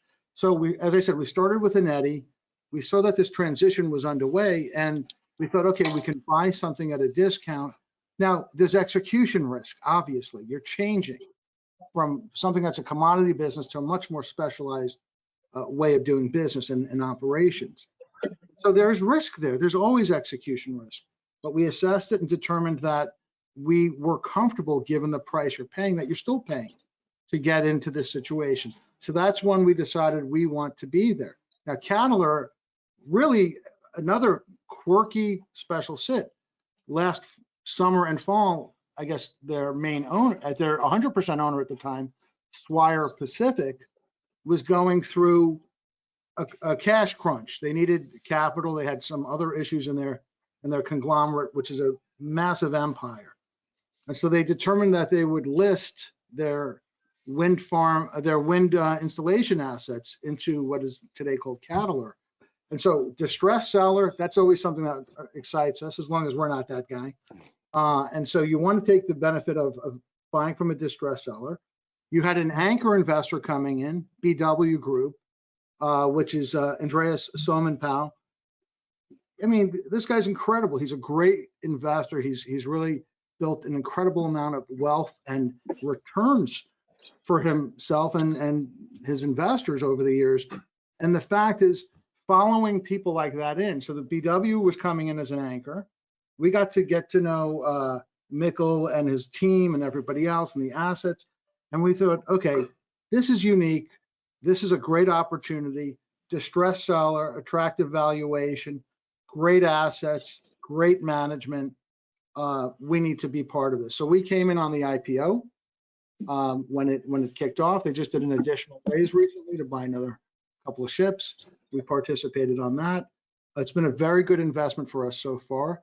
And for us, really, this is just the beginning. Without belaboring this, I'll tell you, if you go to Norway, I think Norway is this almost the center of the vortex of opportunity. Maybe it sounds crazy to some people, but I think you see all these companies. Look at, I don't want to harp on all these other guys, but think about something like Aker and all their tentacles. Again, being a big dirty polluter, whatever you want to call it, carbon creator, and doing this massive shift to creating offshore wind, clean hydrogen, carbon capture, this transition. You can pay for the old and get, so you can pay for the tomorrow story at the yesterday story valuation, but you're getting the tomorrow opportunity.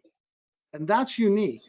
So you can pay, literally looking backwards, you pay that valuation, but you get the growth, the opportunity. You'll have a lot of lumps along the way because it's newer businesses. But the fact is, there's so much of it. And I think it just keeps bubbling out of Norway. You could talk about OHT, you could talk about other ones as well. There's just a lot happening there. And this transition is still in the earliest phases in our view. David, thank you. Martin, you've had countless conversations with European investors. How do they look upon this space? And is their view and approach different from the US perspective?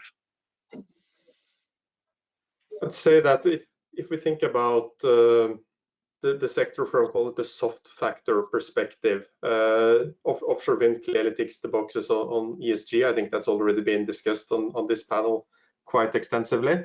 Then it clearly ticks the right boxes when it comes to energy transition and being an important part of how energy is going to be created in the future.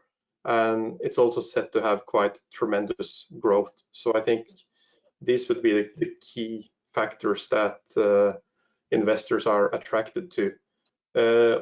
On the concern side, we touched on that on the previous question you had for me on the overbuilding side.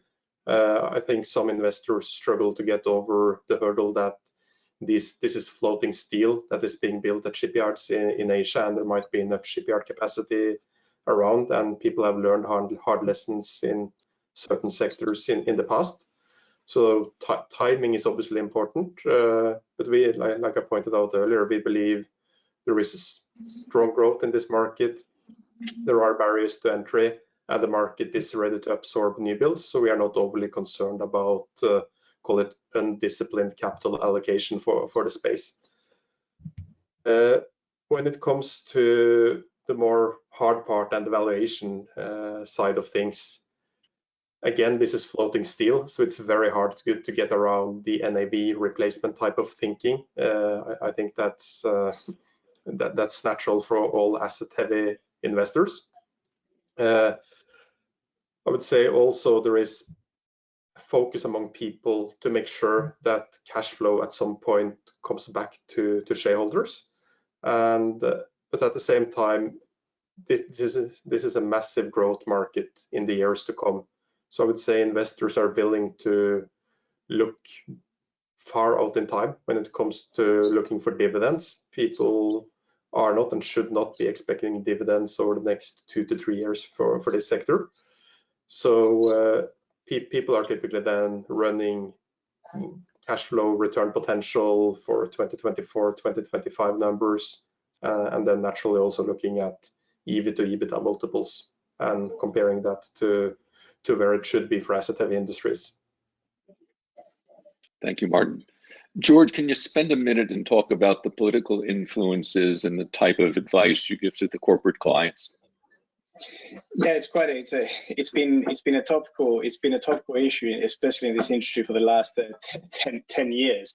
I think there is a little bit of a undue concern, as far as I'm concerned, when it comes to the politics. Yes, it is a growing industry. Yes, it's relying to some extent on political support and government support, and obviously depending on who is in power, say in the US or in Europe, there may be more or less supportive.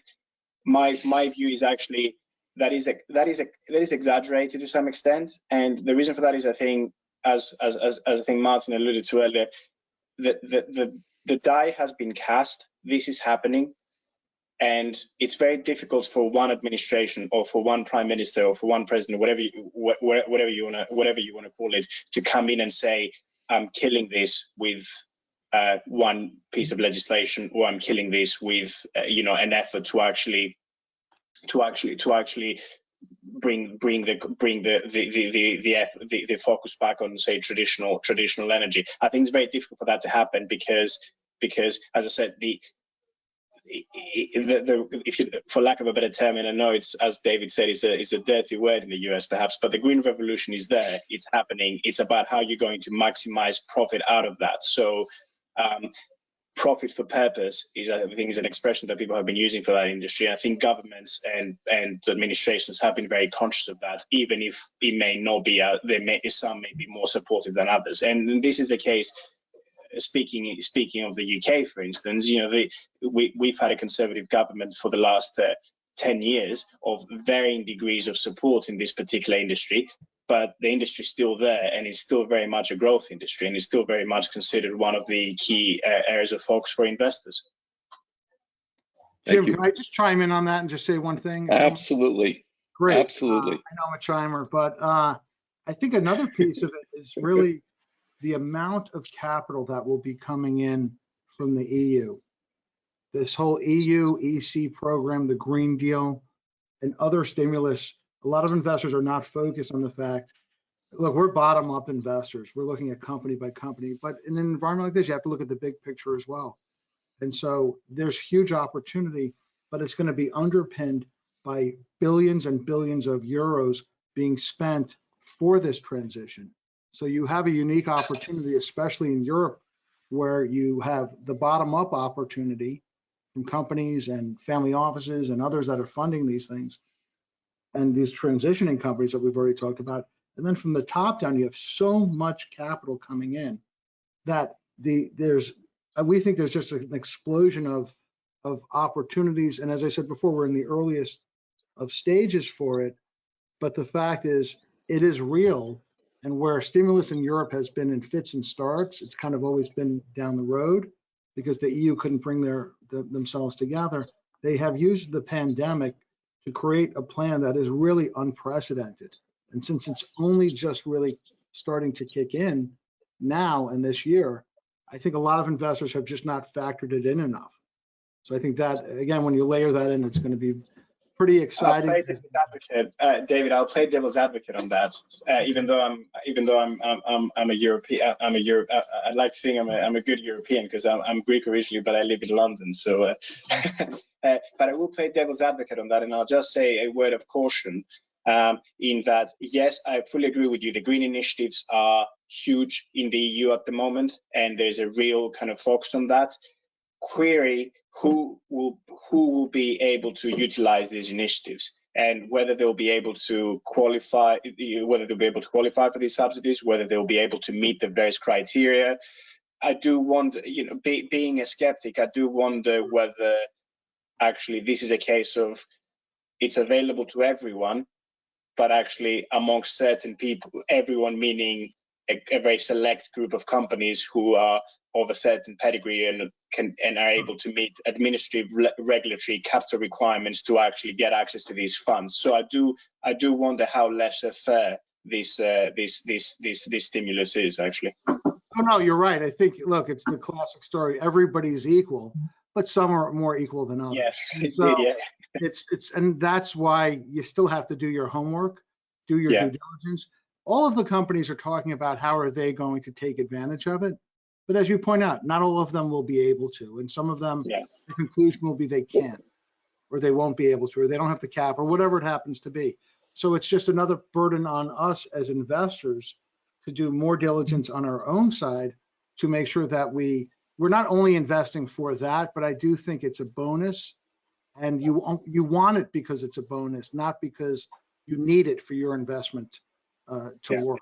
And so I think you can't take a basket approach. You have to do your own homework one at a time because there's a lot of nuance here. You are right. But I do think that if maybe I spent too much time on the European Commission's website.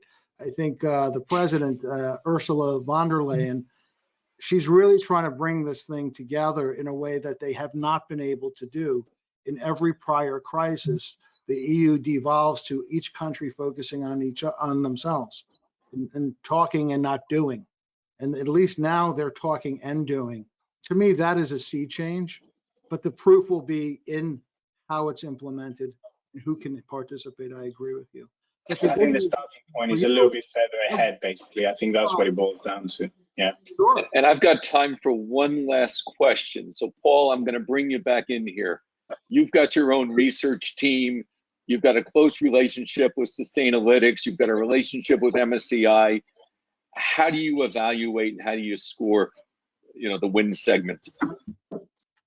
Yeah, for us, it's really important to do our analysis industry by industry, and we can't just rely on the outside ESG vendors because they're basically looking at overall, environmental exposure or worker issues. They're not looking at the opportunities. They're beginning to, but they're not doing the level of depth on opportunities that we think is necessary and to do the level of homework that David's talking about to really understand who the long-term winners are going to be. So we do that at work in-house.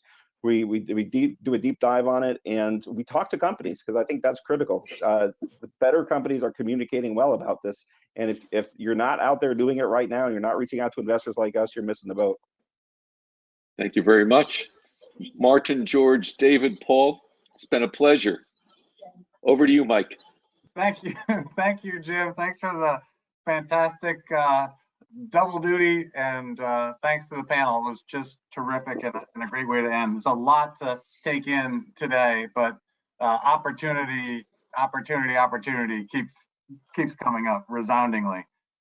So now I'm just going to say thanks to everybody, to our attendees, to all our speakers, our sponsors. That's our partner DNB, our corporate sponsors Stewart & Kissel, Watson, Farley & Williams, and Winston & Strawn.